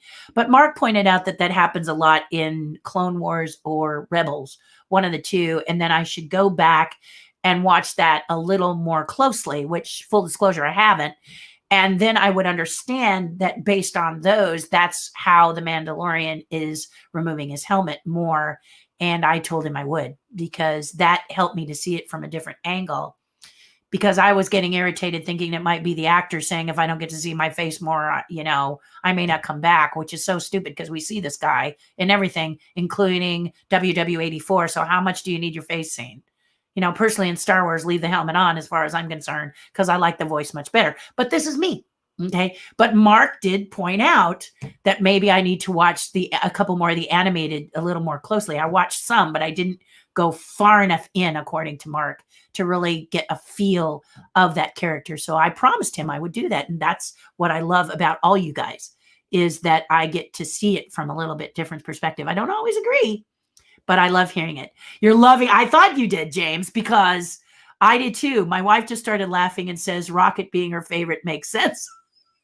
It does, doesn't it? I love the Rocket in Guardians of the Galaxy is like Dennis Leary, that actor, who did a rant that I absolutely loved on coffee. If you can Google it on YouTube, it's one of the funniest stand-ups for me. Is he just gets that irritation rant about coffee latte, macchiato, coffee with coconut. He just wanted coffee. He goes, I just want black coffee. And it's hilarious. And that sort of edge of like a Dennis Leary type person, I just love it. I love whenever he voices a character. He did not voice Rocket, of course, but there's that same irritation in a character. That quick wit with that edge. And then there's a sequence in one of them, I think it was the last one that they did, where he's locked in a dungeon and he kind of gets a heart-to-heart with the guy with the blue face, and they kind of reach out and kind of have a bonding moment. And I just love that about this character, that he has this flippant behavior, but then when he's called on it, he actually internalizes. He's just a beautiful character. I just really, really love him. And his work, when he gets with Groot and he kind of gets frustrated, oh no, it's just a fun character. So I love Rocket. He's my joy. And I have a beautiful little dog I named Rocket because she looks so much like Rocket, and I'm going to make her a Halloween costume of Rocket because that's what I like to do. So thank you, James, and thank you to your wife. Absolutely, just like a proofreader, finding mistakes while reading. Thank you, Sally. I know, right? And a lot of times, because I'm one of these people who hates that autocorrect, you don't even need to fix it unless it really makes no sense. So I taught my father, who's 87 years old. He's very young, but he's 86. I taught him how to text because he used to be a coach for a college, local college, and the kids still write to him, especially since he is on his own. They write to him, and he would try to call them, and they didn't have time. Okay, so one of these young kids is one of the top motorcycle competitors in, I think, like the world, and he will text my father because he's really busy. He'll try to call when he can, but my dad had trouble texting, so I taught my dad talk to text or voice to text, and my dad doesn't proofread, Sally. He does not. So if I get a message from my father that sounds like "take off the bra, baby," I know that's not what my father is saying. That he's really wanting me to call him or something. So I appreciate you and that. I thought you might enjoy that story. Bonnie Smith says she has similar moments watching movies or any show. Her mind is always thinking of camera setup, lighting, or how many takes it took. And that's kind of fun for us, isn't it, Bonnie? It's not a sad thing. It's just a different thing. And that's what we get excited. One of the movies that I think is so fun with what you're talking about, Bonnie, is American Gangster with Denzel Washington and Russell Crowe. Okay. So I went to a special talk with Russell Crowe, Denzel, Ridley Scott, et cetera, et cetera, et cetera. They were all there at the theater. And Russell Crowe sat in my lap. True story. Yeah, it was a very interesting, surreal experience. But Denzel Washington wasn't sure his mic was working. So Russell jumped up and sat on my lap. I was in the front row and said, "All right, mate, talk." And I'm kind of like, "Sorry, lass. Hope you don't mind." And I was like, if I did, would it matter? But Denzel, very refined. Russell, very beer drinking, brawling kind of a dude as a personality, I'm saying. And they did not get along very well on this movie, as they sort of alluded to, that they sort of tolerated each other kind of thing. But there's this amazing scene where they are in a holding tank, and Russell Crowe's the cop, and of course the gangster is played by Denzel Washington, and they're talking about coffee. Now, as Bonnie Smith says, she's wondering about takes. This is a Ridley Scott and many directorial maneuvers, is that they will shoot the rehearsal. This often happens with us as puppeteers too. They shoot the rehearsal because if magic happens, and you're not rolling camera, you miss it. So many directors know to just quietly roll camera in case gold happens. And this coffee scene, if you haven't seen it, is that gold. They were actually kind of, and it's all about coffee. It's brilliant. So Bonnie, if you haven't seen it, American Gangster, it's kind of a long movie, but it's worth it to see that. Well, many scenes are great, but that coffee scene was just, we knew when we saw it that it was not rehearsed or scripted. We could just feel it. And I'm sure, Bonnie, you will too. So I think you would really enjoy that. I totally understand what you're saying. As a podcaster, it has changed the way I listen. I agree, James. And for me, James, you being a podcaster, I actually got on a talk with podcasters the other day and asked them about my segments from this in audio, right? So I'm going to pull this out, the audio I'll pull out of this, and then I'll chop it up so it's a little less of me going, but a little more directed, a little more specific, right? And James, I couldn't think of it as a podcast. They kept telling me it was a podcast, that those little sound bites, audio was a podcast. And I kept saying, how is it a podcast when you're not live or you're not, this is James J. Williams, and here is our next episode, or the Beretta Brothers bringing people on. How is it still a podcast? Well, the podcasters told me to call it Terri Hardin Highlights, and that is the podcast, where it's just the highlights of my other venues. And this is why you podcasters are so brilliant, obviously, because I didn't understand that, and that made perfect sense to me. And they explained to me the next steps I need to do. And I really, really appreciate all of you who are podcasters. It can be a lot of work. And I love listening to podcasts. And I just think it's a beautiful venue. And I'm excited to be a part of it, even if it's simply my highlights. So yeah, it's very, it's very cool. Bob Burdine. Yes, I was disappointed when I saw The Wizard of Oz. I saw Billy Burke. I could see the age lines and it burst my bubble. Yeah, it's kind of challenging, isn't it? You don't want to see it that crisp. So sometimes a little TV is a blessing. You know, sometimes a TV is a blessing. Many of you have made theaters in your homes with these giant 58, 68, 78 screens. I still have one that's 27. I think the biggest one I have is 42. And I'm grateful because it hides a lot of sins.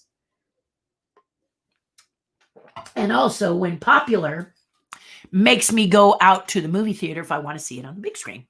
So, you know, we'll get to do that again soon. A Quiet Place. I love that movie. A Quiet Place. I love that movie. It was so suspenseful.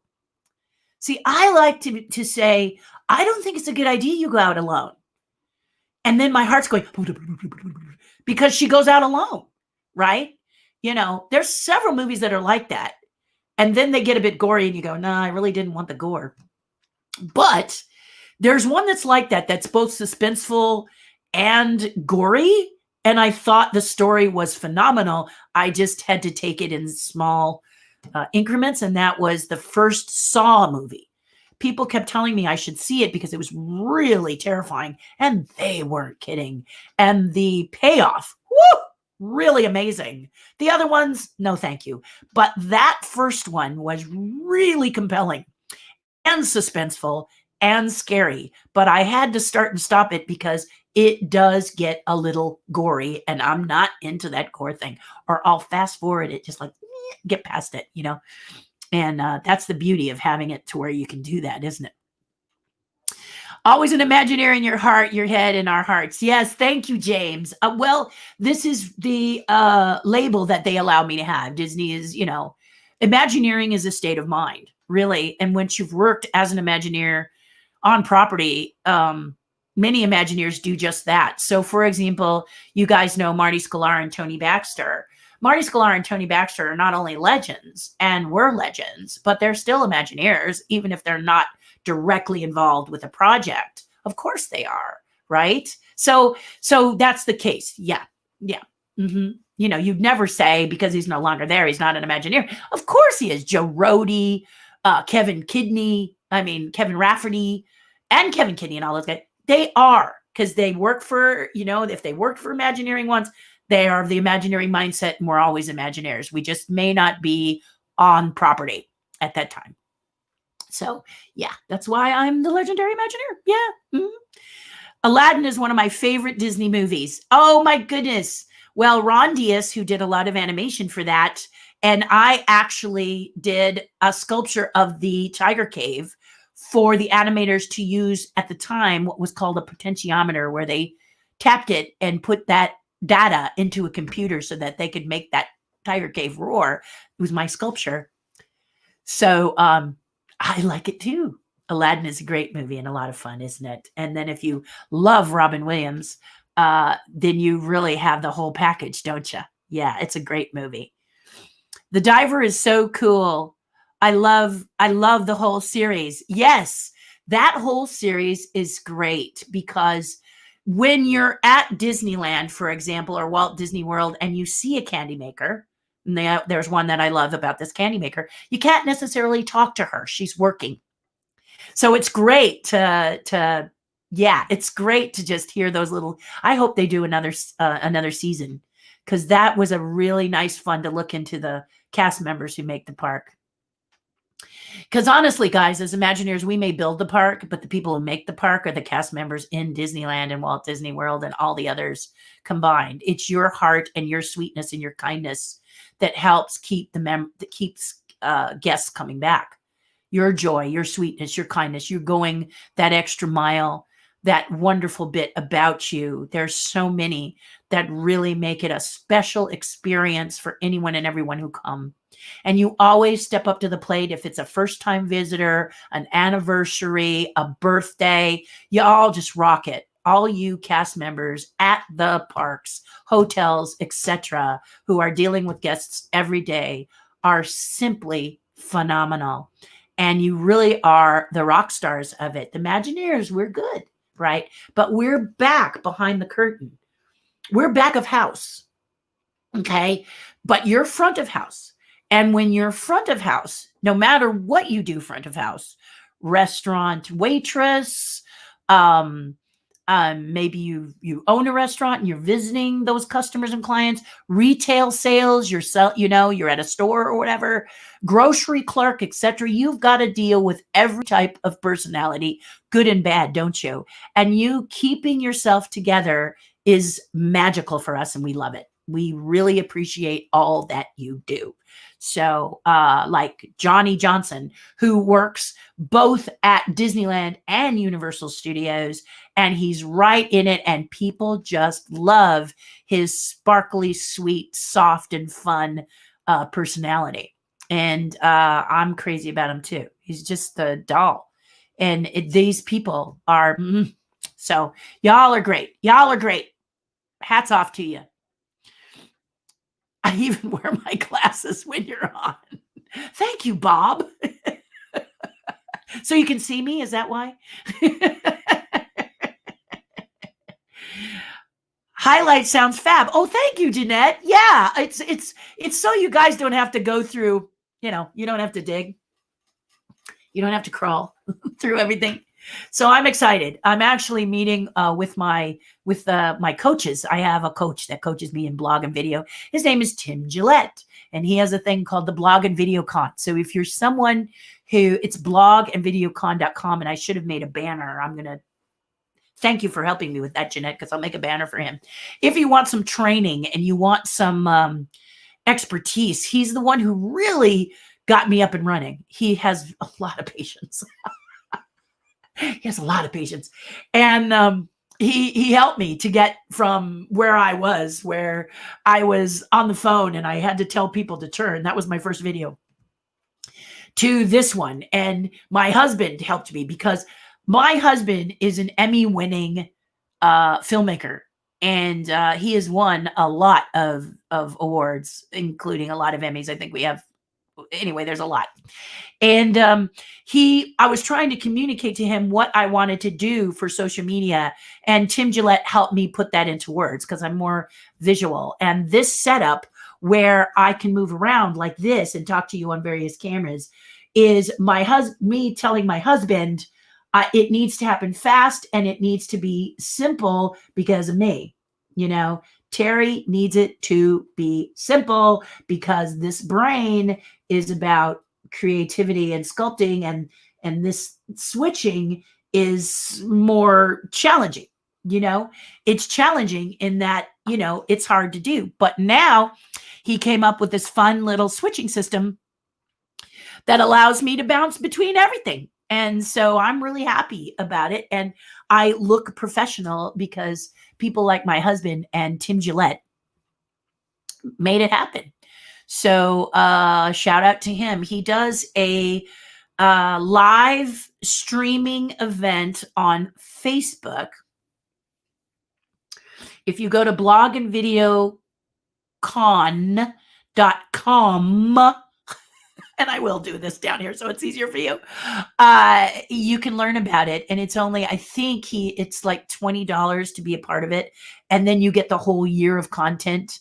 I'm not sure if you get past ones, but I know you get the initial one, and the future, and they really are cool. And sometimes I speak on them. He's helping me to be more specific, which you can see with this, that's everyday challenge for me. So there you go. Bonnie says she'd make a playlist under your YouTube channel that notes highlights. That way people can see or find everything under one location. That is a good suggestion, Bonnie. Think Media has a different one where you tie them all together, perhaps with the logo that you see up here, and always opening with Terri Hardin. So it would be Terri Hardin highlights, and that way you'd have a whole channel of the whole thing. For people who don't want to go in and search my playlists, this is what Think Media is suggesting I do. And Bonnie, what do you think? I appreciate you having that time. Dan O'Quinn. Okay, so Dan O'Quinn and I go way back. Oh, I'm so glad you joined us, Dan. Hi. Tremors and Helen and Maude are your favorites, and for good reason. Do you remember the first time you saw Tremors? Didn't you just think like you walked into a 1950s a monster movie? And wasn't it refreshing? Oh my gosh. I stumbled into Tremors and I thought, this movie, I've died and gone to heaven. This movie is so brilliant. I don't know about the follow-ups, but the first one, Dan O'Quinn is absolutely right. It is very, very special. And one of the things I love is the actress who plays the lead. I have never seen her. I don't know if she's ever done anything else, but what a nice find, a nice middle of the road actress, someone you can paste your face on and say, that could be me. And I like that. She really is, she fits. I think the casting of her is fantastic, as is, if you like Fred Ward and Kevin Bacon. The two of them have a lot of interactive back and forth. It's just adorable. But all the characters in that movie are great, so I have to say that. And Harold and Maude was introduced to me when I was a lot younger, and that one is just hilarious. If you guys haven't seen it, it's a older movie, a more seasoned movie, if you will, and it's just great. It's a movie you must watch over and over again. Don't watch it once, watch it twice, so you can finally understand it. Harold, that was your last date. For those of you who know it, you'll know what I'm saying. For those of you who don't, we'll go, what the heck is she saying? But check that one out. Harold and Maude is really, and stick with it, guys. It's odd, but it is fabulous. And side story here, because I always do, is that the character of Harold, this actor who, Bud Cort, he was in a movie that I was into that was not that great, called Theodore Rex with Whoopi Goldberg. It wasn't Whoopi's fault. It just was one of those movies that's like, why? And then little kids go, it's great, so be quiet. It's about dinosaur police and humans, and I play a dinosaur lounge singer. I'm not in the suit. That is by the person in the suit is Tony Prince, and he is Fran. Yeah, he's Fran, inside Fran for dinosaurs. So little crossover there. And then Theodore Rex, who's the star of it, is Pons Mar, who plays Roy in the suit of Roy on dinosaurs and is inside the suit. And then Bruce Lanoil, who is the head and puppeteer of Charlene, plays the character voice and character of Theodore Rex. And and Bud was in the movie. So I walked up and said, oh my God, it's you from Harold and Maude and blah, blah, blah, blah, blah, blah, blah, blah, blah. And we talked for hours about that movie and how he felt shooting it. And it was joyful to meet him. It was so great. I remember he handed me a business card that said Bud Cort actor. I guess maybe he felt he needed to remind you that he was. But Adorable. So Dan, thank you for taking me down memory lane like that, because I love that movie very much.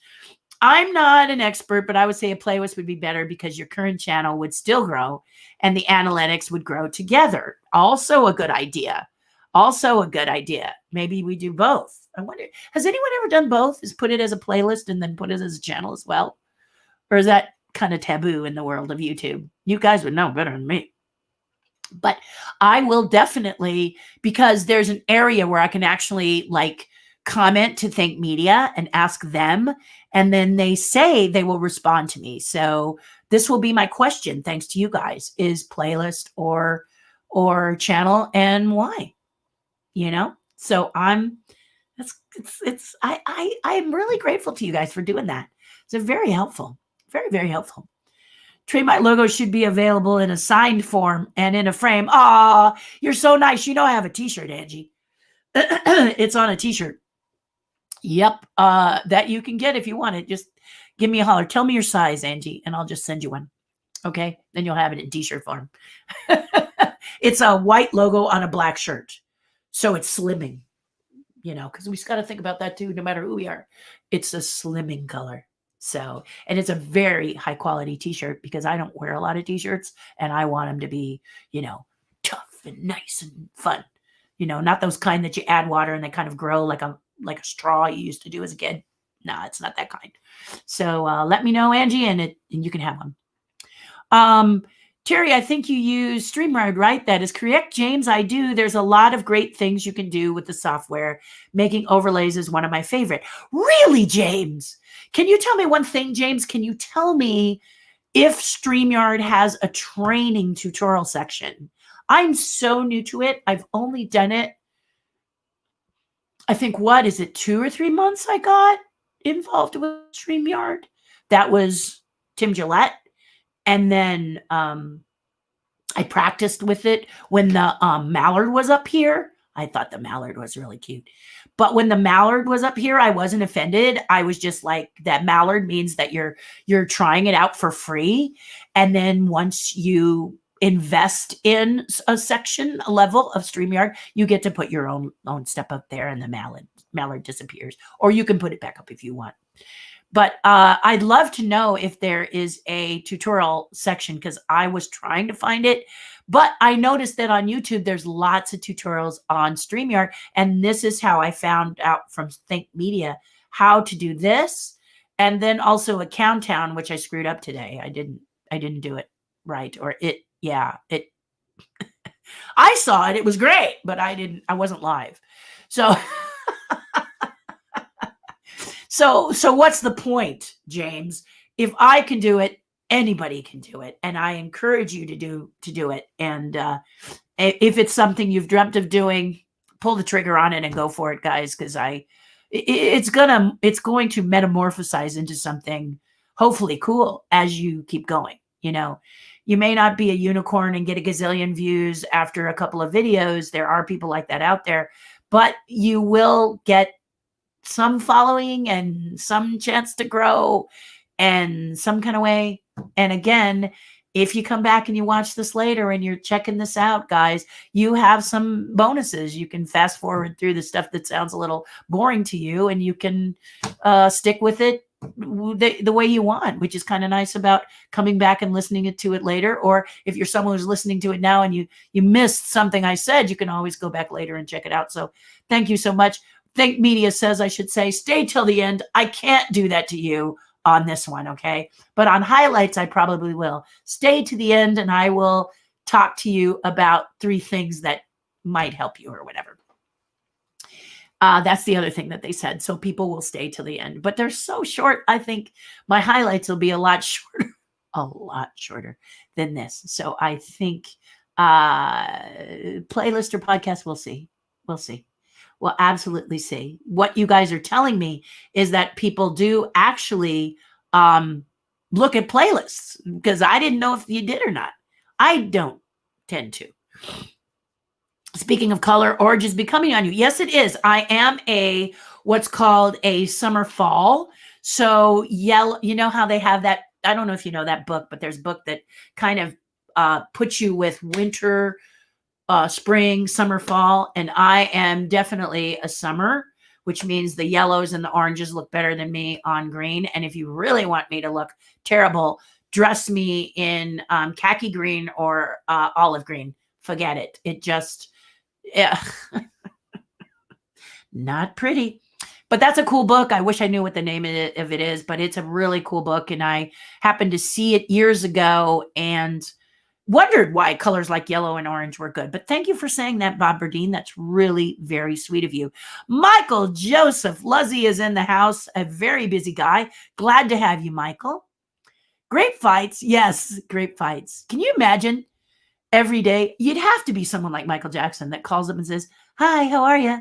I'd like to have, 2 crates of grapes sent to my trailer on the set." It's quite cute, actually, but and then somebody else cleans it up. There is positive things about being well known. Captain EO is probably one of my favorite memories at Disneyland, says Bonnie. Watching with my family. My mom would always try to grab the little character that flew, Fuzzball, out at you during the scene. I can't remember the name. That's Fuzzball. And he was just super cute. He is super cute, isn't he? He is very super cute. And when Disney brought Captain EO back a few years ago, when I was in the audience, I believe it was Bob Berdine who told them, and then they actually applauded me being in the audience in my performance, and that was a really special day for me. And then afterwards, I was surrounded by people with questions, face to face, because that's what I like. So I feel you. If you're one of those people who likes that face to face and this feels a little weird, we're learning. Just remember, we're learning. We're learning. And give yourself time to learn because you deserve it. And I deserve it. And I'm taking it, of course. That's amazing, isn't it? It's something that we really need to listen to over and over. Not hear, but actually listen. Very cute, James. I see that. You're good. You're good. Never take life and all the little things for granted. Don't you think that this last year sort of drove that home?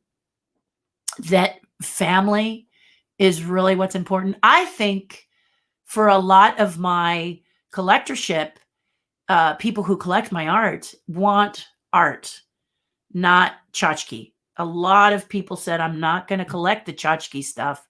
I'm going to start to collect real art. I'm going to save my pennies up and collect stuff that is kind of heirloom quality, which is what inspires me from the beginning. I want you to be able to collect something from me that will appreciate in value. Not that you'll sell it later, but you might. And if you do, you can get a good return on your investment, ROI. And also that you have something that you can hand down to your family if they want it. Many of you have said some family members don't want to touch it. And I know what that's like because I love turn of the century, 1900s, 1800s, if you will. So the 1875, 1876, 1800s, yeah, early 1900s, furniture.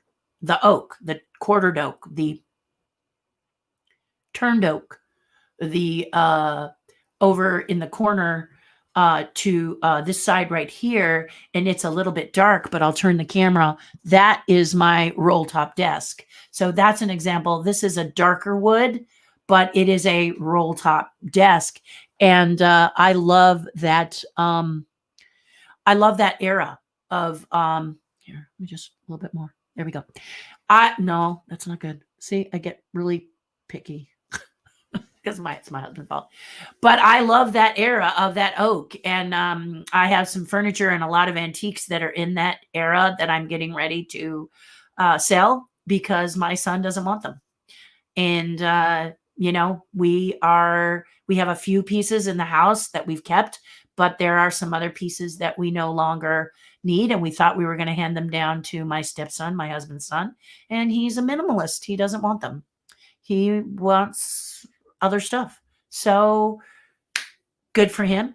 I think he took my table.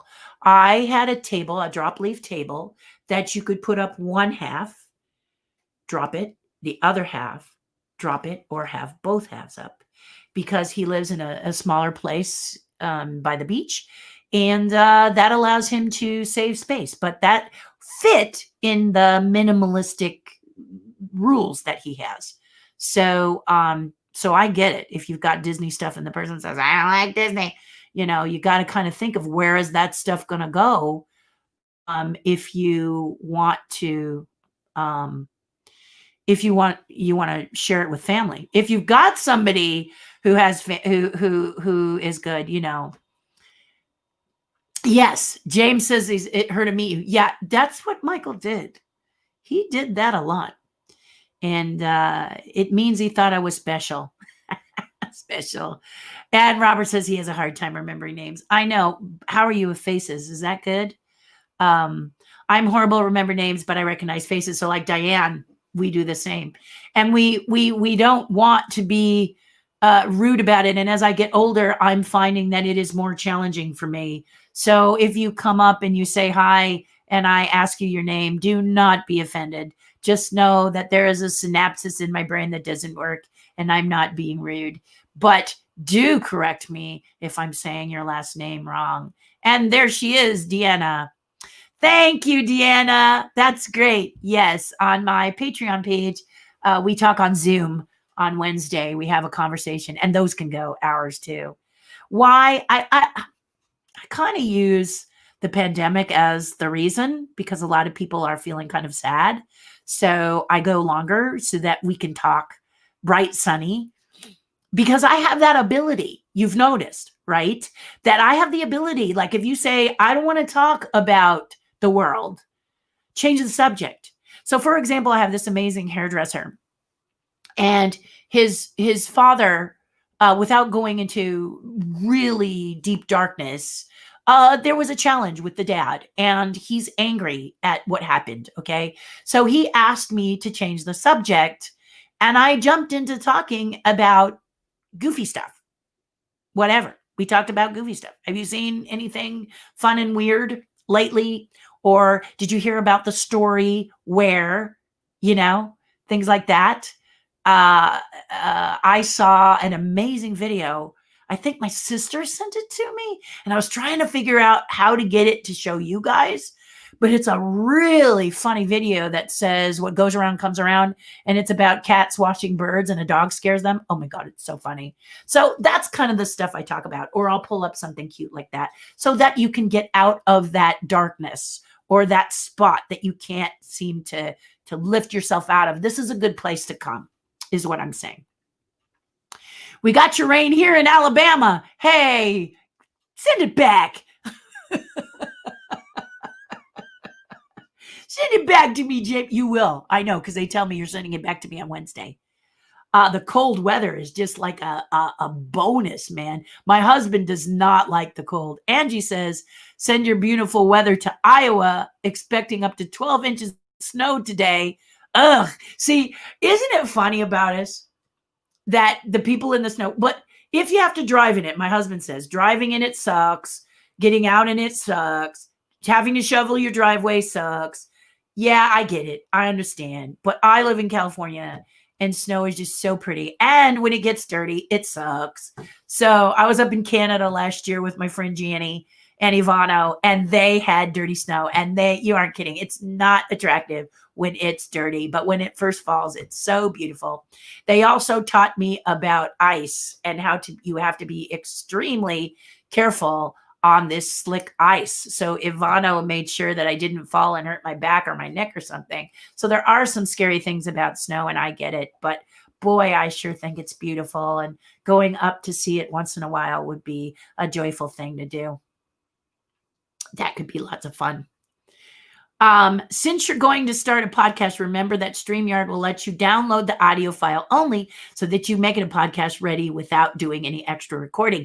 I did do that because Tim told me about that. So thank you, James, for telling it to me again. But that is exactly how I have been saving my content. Because you remember I said that before, I just sort of saved it all over the planet. I actually have now learned to put it where I can find it. Isn't that funny? And yeah, so I will give you guys a heads up so you can listen to it and give me pointers. James, I would love it. I would love it because I'm excited to be able to do it. Kevin no longer plays Elmo. I thought that, Steven, but I wasn't sure. So thank you for making, when Disney grabbed certain things, and Elmo, full disclosure, is Sesame Street is now an HBO thing. They do it exclusively for home box office. And the Muppets are exclusively Disney now. Henson's does not do them, nor does Brian care to. Full disclosure, he doesn't care. He's working on whatever he's working on.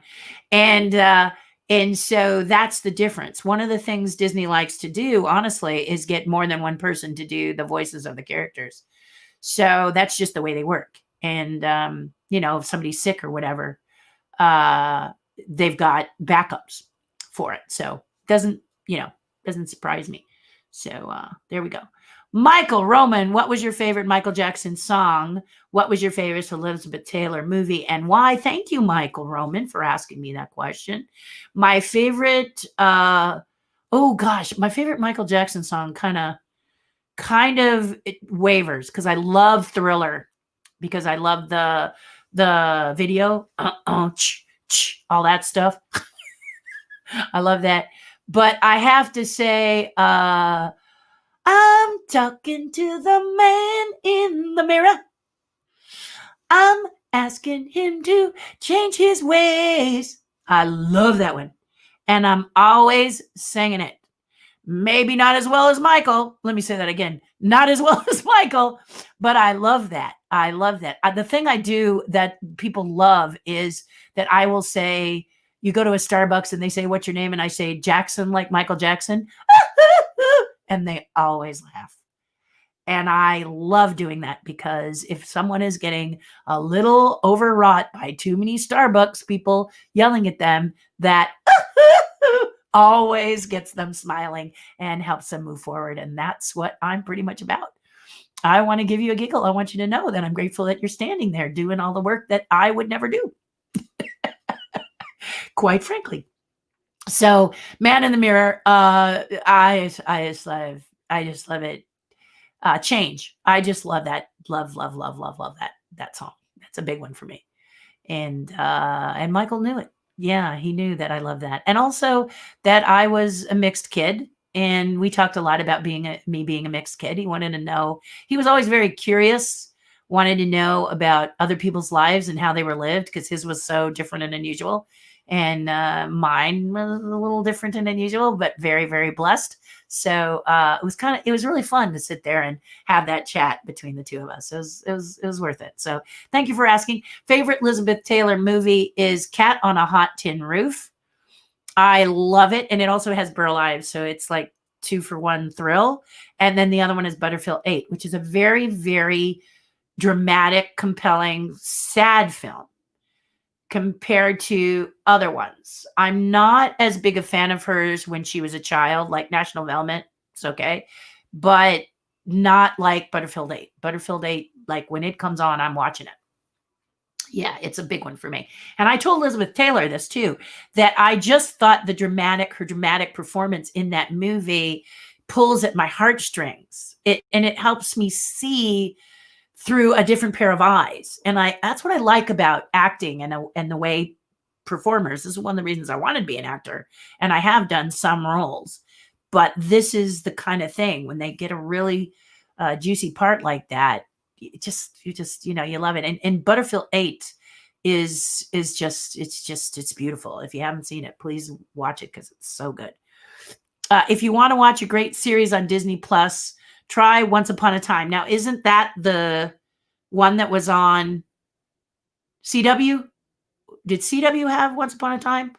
I watched that for a while, and then I got a little tired of it.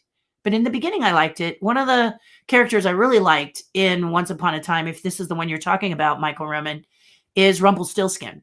I thought he was amazing. Oh my gosh, did I love him. So if that's the series, I have watched part of it, but I stopped when I don't know, I just got a little tired of it. But I will go back and take a peek because it's there, isn't it? Isn't it? Yeah, I don't think Wanda even knows her powers yet, and I think we're going to get to learn about them with her, and I'm excited. So excited. Yeah, yeah, yeah.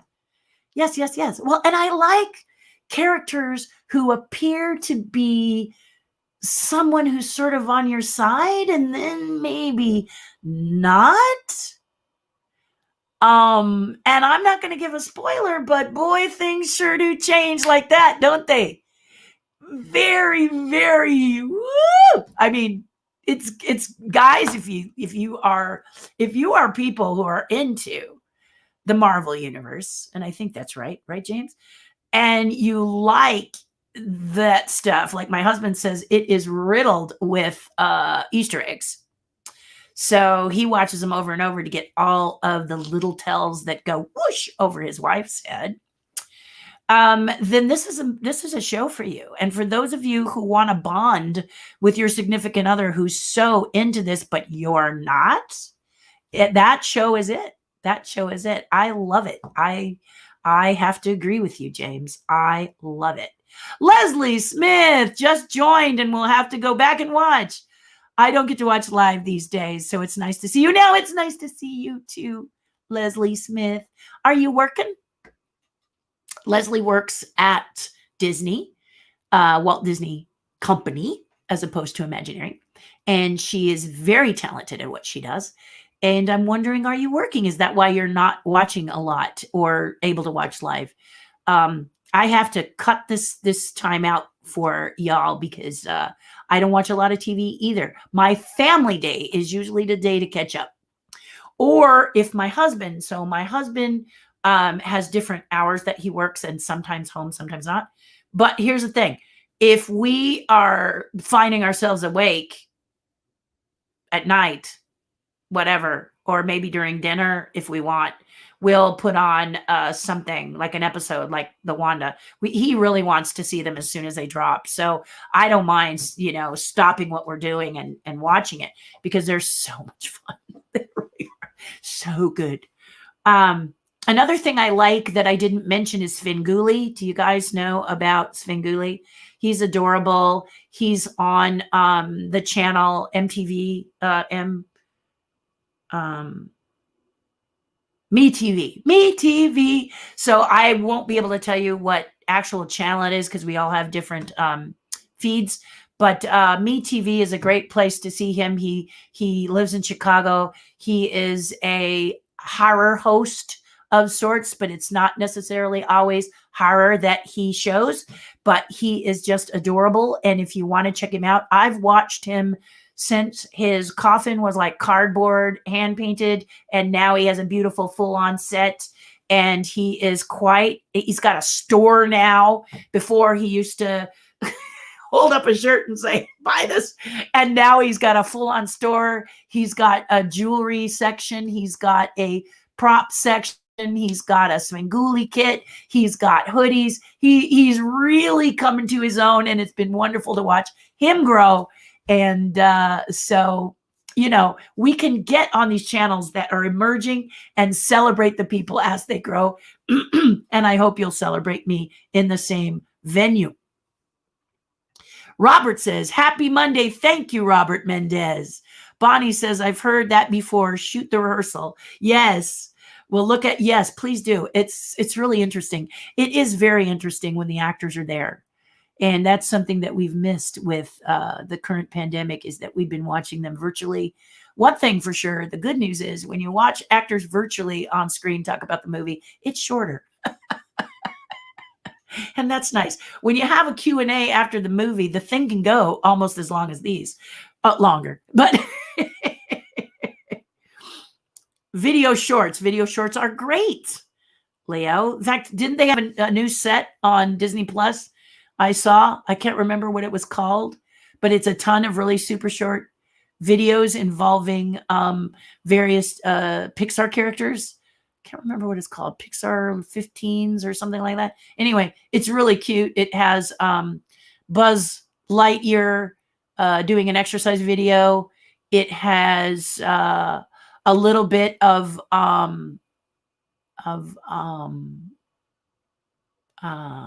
Coco. It has several of the characters doing fun things, and I hope they keep it up. And they're very short. They must be a couple minutes at the most. They really are fun. So if you get a chance, one of the best ones is Cars. So I'm not going to spoil it for you, but watch the one that are the cars. They're super cute. Our podcast is nothing but friends sitting around talking about Disney. We aren't most in the sense that we don't script or have an outline of any short. But James, do you have guests come? Because that's the way I think of a podcast, James, is that you're podcasting and you're kind of sitting and relaxing, right? And then you invite someone to sort of sit at the table and chat with you, right? So there's a podcast out of Winnipeg, Canada. Hi to my people at Winnipeg if they would actually be watching, but but maybe they'll come later. Anyway, it's called Thirst World Media, and they have a cocktail. You bring your favorite cocktail, drink, non-alcoholic or alcoholic, and then they fire questions at you, and they try and stump you. And we met each other on a site that I wish I could remember the name of it. Radio Guest List, I think it's called. And I need to re-sign up with them because I had a problem with my account, but I digress. I met them through there, and I love being a guest there. And they're not Disney-based. Many people who ask me as a guest are Disney-based, but they aren't. And we just had a blast. It was crazy funny. So that's the way I think of a podcast, is someone bringing someone in and you having a discussion about whatever. I was just on a really fun creative podcast with my friend Paul, and Paul won the 2018 pumpkin sculpting competition. I think it was 2018. Anyway, it was 2018. I think it was him. And he has a podcast with two of his friends, and they sculpt food while chatting on the podcast. And they had me come up because I'm a judge. I played a judge on outrageous pumpkins. I've done it since 2005. And not always, it's not every year. It's like I had 2005, and then I think I did one 2007. And then the last one was 2018, 19, and 20. So I think he was either 2018, 2019 winner. But in any case, I played a judge where they compete sculpting pumpkins, and he was one of the contestants. And now he has this podcast where about 2 or 3 of them come together and talk about creativity, and we do that. So whenever I think of a podcast, and this is kind of a long-winded answer, James, is I think of bringing someone on and interviewing them and speaking with them. So highlights was a great way for me to understand it doesn't have to be that, because I would rather listen than do that. Oh, I'm so too funny. Was it Tony Baxter who gave you an entire pitch that you gave an entire pitch to QuickTime, and then he stopped you and said, go slower? That is correct. You are good, James. I heard that story once and loved it. Well, James, I will tell you that story, not today, but I will do it in the Ask Me Anything. So if you will do me a favor, I've learned from Think Media, you may have noticed that you got a heads up. She's scheduled a new broadcast, and I actually did it yesterday. I didn't know if I could do that. And then Think Media said, sure. And they walked me through how to do it. Now, not like talking to me like this. I watched a video, paused it, and then did what they told me. And so I will be sure and say, ask me anything, get your questions ready to post in the comments or to send to Leo Holzer, and we will make sure that they get answered. Okay. And if they don't get answered, then you just put them in the comments again, because the Ask Me Anythings go like 3 hours long. Like now, they used to only be an hour. But again, because of the pandemic, I have lengthened them. So, my husband says, you sure can talk. We will be at WDW starting tomorrow night till February 1st. We are excited. The cast members make the park. Robert, be safe. Okay? Just be safe. Because honestly, I admire you for going down there, but please be careful. Be careful. Understand that a negative test doesn't mean you're always going to be negative. You're negative at the time of the test, and that's it. So then if you get on a plane and fly, okay, please be careful. Please just mask and social distance, okay? I know a bit of reality when I said I wasn't going to do it, but I get worked up, guys. I got to tell you, we're so close in our marathon. Did you hear about the WDW reservations cast members who helped rescue a woman from a domestic abuse situation? The story broke this weekend. Absolutely. And this is the thing. You see, this is exactly what I'm talking about, Leo. And here's Leo, guys. So this is who you can, hit up and send your questions to. But yes, and it was great. In fact, there was another young lady who saw a boy and she put a note up asking if he needed to free, and she called and freed him. So yeah, this is the love that's coming through, despite everything. I meant that I listen and watch because part of the great show is your facial expressions. And yes, you are an Imagineer, but you're also a fan and you answer the questions we want to hear. Thank you. No, this is why I thought, okay, this is one of the reasons that I thought that doing something that James J has been kind of been so great to post his comments in today, because I want to make it so if you want to just flat listen to it, back in my day, if you were going to do an audio version of anything you talked about, you made what's called a CD. Okay. According to my husband, they don't do these anymore. These are obsolete CDs. So I didn't know before that. Well, anyway, and then you made the CD and then you said, hey guys, this is available. And you either gave it or you sold it. Okay. And now and then flash drives, I think, and that's not even done. It's MP3s now, and put it on podcast form.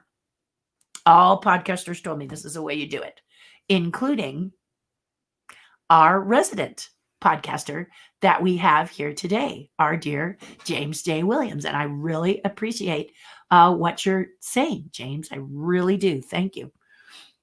Evolution movie is a hoot. Oh, I don't think I've seen that. I'm writing that down. Let me just write that down really quickly because I don't want to forget that. Evolution. Okay. E-V-O. I got to be able to spell it. Who is that? Who said spell checking?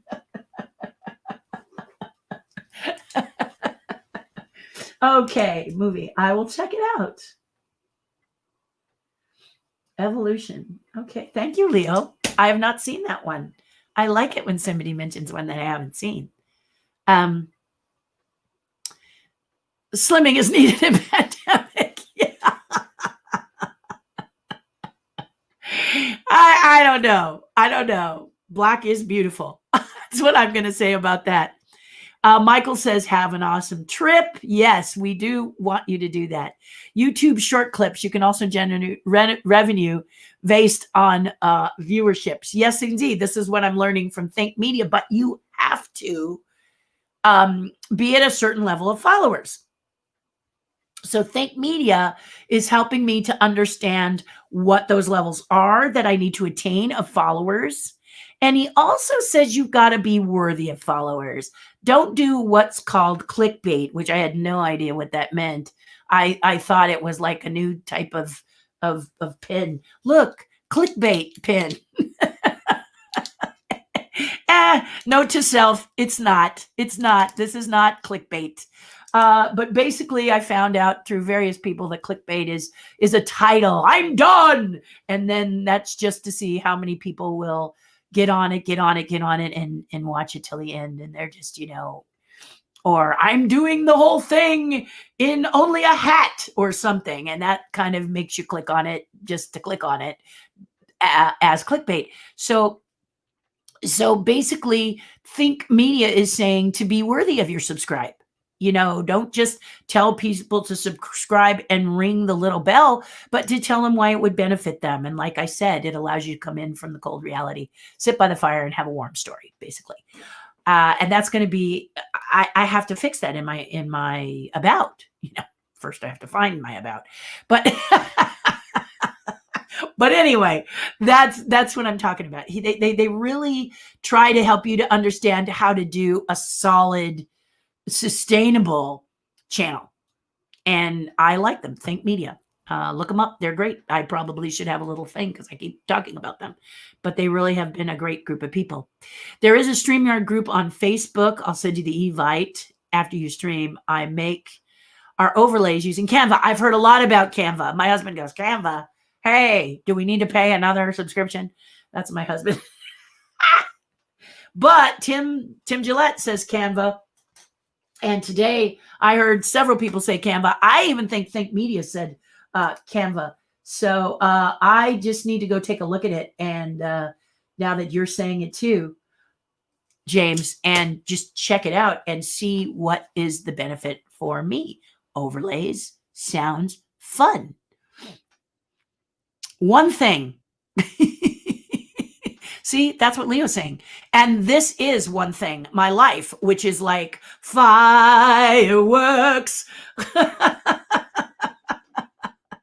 Baby, you're a firework. So many different venues. So this is one thing, but it's my life. So yes, we want to pare it down into those various elements is what so many are telling me. So I'm getting it. Thanks for the backstory on Harold. I heard he used to stay at Groucho Marx's house. I really like deep black comedies. If you have any reference, let me know. Barton Fink. Dan, have you seen Barton Fink?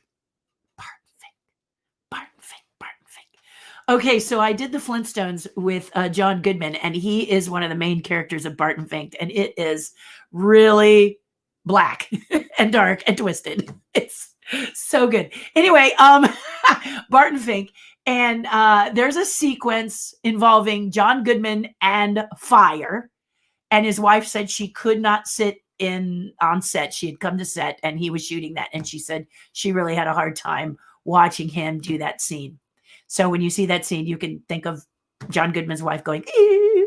And but if you haven't seen Barton Fink or you haven't seen it recently, I highly recommend Barton Fink. And then I didn't like this movie when I first saw it, No Country for Old Men, because it's like the ending is like turning the lights out. They just sort of stop. That really, really annoyed me. But now that I've watched it a couple more times, I'm okay. It's cool. It's a cool movie. So I like that one too. It's also very dark, very strange. This is crazy. And then Dan, you and I must be Brazilites. Brazil, the film, Terry Gilliam's film. Oh my gosh. When I first watched it, I didn't think I liked it. I had to watch it 3 times to even understand it. And then when I saw it, it was just amazing to me. Just an amazing, really weird, bizarre movie. It's so weird. And I remember watching it on what is now the CW, and they didn't like the way that the movie originally ended, so they changed it. That just really upset me. That made me really mad. The filmmaker decided to do it a certain way, and you don't broadcast a movie and then edit it so that you can make it the way you think you like it. I guess you can do that in your home, but don't do it and show it to me, because the filmmaker, it's his magic. It's his soul. It's his heart. It's his guts. And you gotta not do that. That's not cool. It's like taking someone's art and changing it. It's not cool. Listening. Yay. Keep it to 5 minutes or less, which would be a challenge for you. A big one, because I may do it. We'll see how long they time for. That's the nice thing about my husband, is he's there to help me keep it short and sweet. So thank you, Leo, for that. You knew that was going to be my answer. What is your podcast, Michael? I am not doing it yet, but it will be highlights from these. So we'll tighten it up. without the, how you doing? What'd you do this weekend? Or whatever I say in the middle. It'll be, and they'll be each one. So instead of getting the whole hero sandwich, you'll get lettuce, you'll get tomatoes, you'll get meats, you'll get bread, and you can make your own sandwich. And it'll be called Terri Hardin Highlights. So it's coming. It's coming. I just have to learn how to do it. So I've got teachers in place. Teachers in place. I enjoy personal interactions as well, says Bonnie Smith. Even if I'm more shy in person, I miss colleagues at the office. Yeah, shyness, not my, I used to be very shy. You probably are shocked at that, but now I'm not. So when I'm at a table and I'm offering my sale of some cool art piece that I have or whatever, one of the things that I love to do is when people come over to speak with me and they are fans or they're enthusiastic fans and they just want to shake my hand or take a picture or whatever, buy something, whatever, it doesn't matter. Have me sign something. It's all good. They have their kids. And I don't know if you've ever noticed family with kids, but a lot of times the kids kind of look around, kind of bored and whatever. And I'm always talking to the kids. Hi, what's your name? Why are you here? Did your parents drag you here or whatever? And it's just wonderful to see their little faces light up because you're talking directly to them. I'm sitting down, so to talk to them is easier. And I am a kid, so I love speaking with kids and talking to kids about what they're doing. So I mentioned before, I do a Zoom on my Patreon page, and you can join. If you're interested, hit me up in the comments and I'll send you there. I would put a banner up, but we're winding down, so I won't do it today, or maybe I'll post it later. But if you want to be a patron, it's only $5 a month, and that helps me to continue to do videos like this and makes it me focused. It helps me to stay focused, that $5 a month.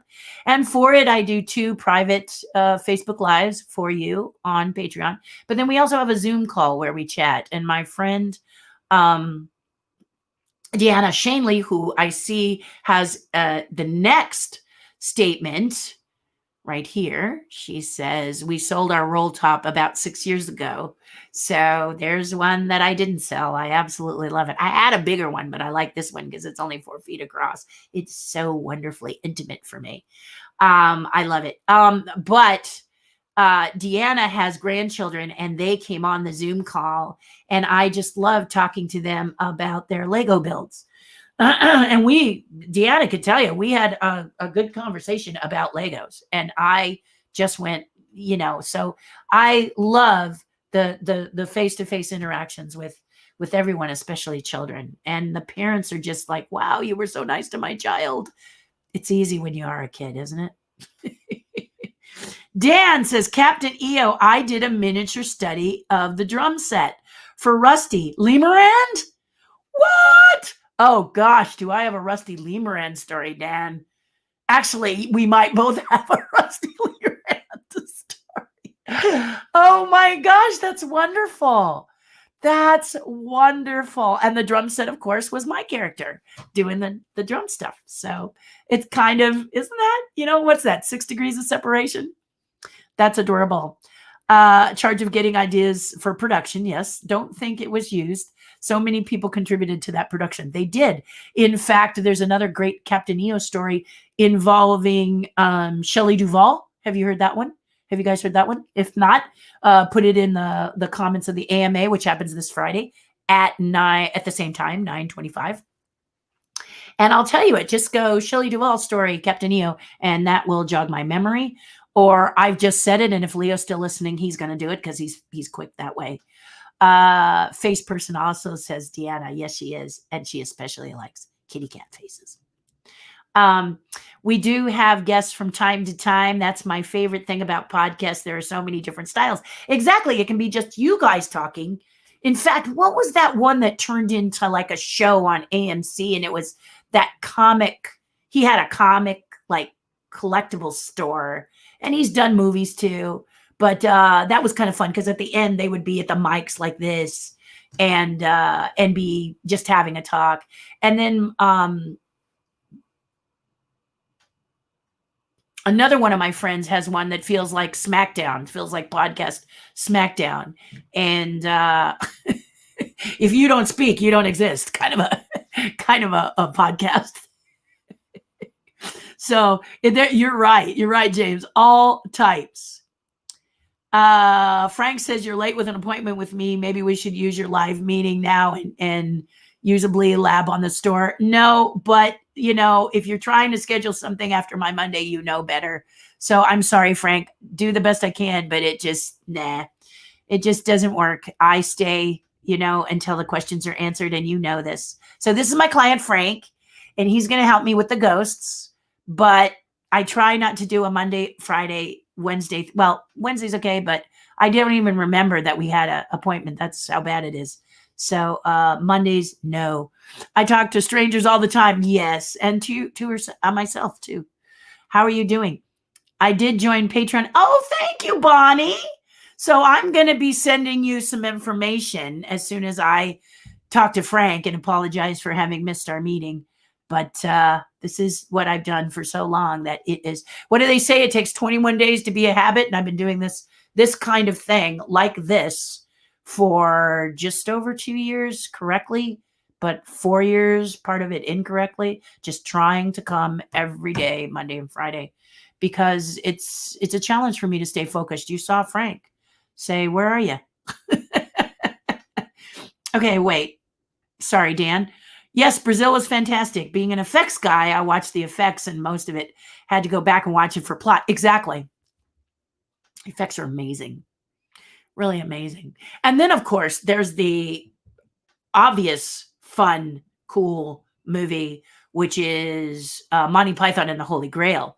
If you want to talk about effects and you want to talk about, just what a great movie. My husband, who was my friend and then my boyfriend and then my husband, introduced me to Monty Python. I had never heard of them before. And that's the movie he introduced me to, where the credits open talking about a moose. Just brilliant. Brilliant if you haven't seen it, you got to see it. Monty Python and the Holy Grail. Very, very wonderful. I assume everyone does, but do you know Topher Adams? Yes. Yes, I do. I do. I haven't seen in a while, but yes. Rusty, I bet your thoughts about him are like mine, something you can't say in mixed company. In certain ways. Yes, it has to be Rusty Limerand. It's so funny. Oh gosh, I got to tell you about, were you involved on Journey to the Center of the Earth? That really terrible movie? I'm telling you, I've got killer stories on that. Killer. So if you want to hear about him, I can keep it mixed company, guys. So it's Rusty Limerand and Journey to the Center of the Earth. Woo, baby. If I can find pictures, you guys will trip out on that story, including you, Dan. You will be like, what? Thank you, Leo. Thank you. Shawshank Redemption. Yes, Angie. And what I always say is, if you have trouble getting an answer, Shawshank them. That's what I say. Shawshank them. It works. If you do a text and they don't answer you right away, have a little patience. But if you haven't heard from them in like a day or a couple of days, just copy and say the same again and just Shawshank them. So I have a few people that I know want the Hitchhiking Ghost that I'm going to have to Shawshank after this. And I just keep it up. And you remember that that's what he did in Shawshank Redemption in order to get the library built. So this movie is great. If Angie's right, if you haven't seen it, you need to see it. And I love it. One of the reasons I love it is Frank Darabont, the director. This one and Green Mile, both of them are two of my favorite. And I remember Frank telling the story of, after doing Shawshank, he wanted Stephen King to give him the position of being a director on Green Mile, but Stephen King was a little reluctant because they were similar. They were prison films, and he was afraid that, Frank might not want to be pigeonholed like that, which he really isn't pigeonholed. Frank can direct anything. He's brilliant, Darabont.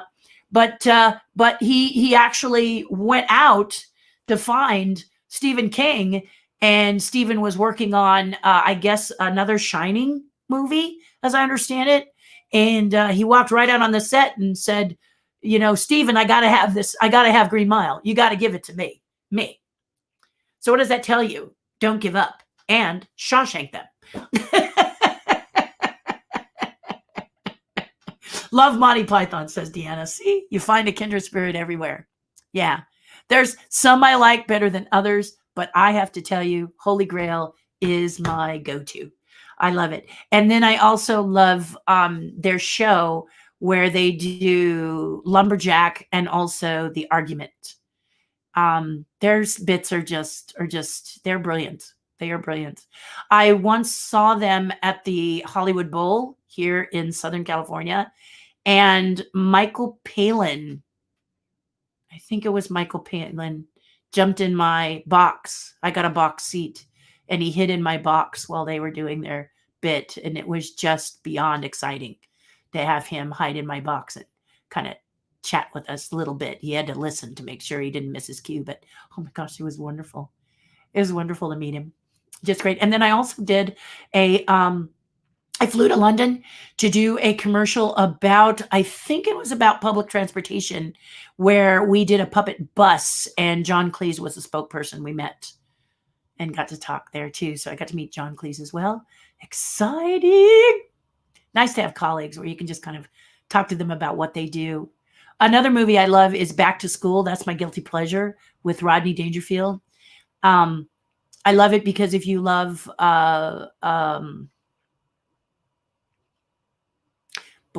names, right? Iron Man, it'll come to me. If you love him, it's one of his first movies and he's brilliant in it. And then also you will love the fact that you actually get to meet Kurt Vonnegut. he does a cameo. Brilliant. It's brilliant. And finally, there's a character in there named Philip. And Philip did a dinosaurs with us. He did a clip show with us. And I sat off to the side in a private area to talk to him nonstop for about a good hour about Back to School. And he is a lovely man. And he just got the biggest kick out of, he said, I can't believe how many of you love Back to School. I just did it on a whim and it's not that big. I mean, really. And I said, I just love it. It's my guilty pleasure movie. And if you haven't seen Back to School, you must, because it is, gosh, it's good.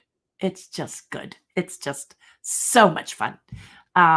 It's a feel-good movie, and I just love it. So Monty P did a movie called Jabberwocky, really odd but interesting. Yes, they always did a lot of interesting stuff. But if you've seen Holy Grail, there's weird stuff. Brave Sir Robin. So, when danger is his ugly head, Sir Robin turned his tail and fled. Brave Sir Robin. So honestly, guys, it's so much fun. You got to see it if you haven't seen it. Have a great weekend. You guys are finally winding down. You getting tired, are you? You guys are diehard. You guys are amazing. Stephen King's Rose Red and Storm in the Century are amazing as well. Yes, long movies. And his usually, says Angie. But his movies are shorter than his books. That's a plus. But Stephen King talked about how he writes this genre that he's known for because nobody wanted to listen to the genre that he's good at.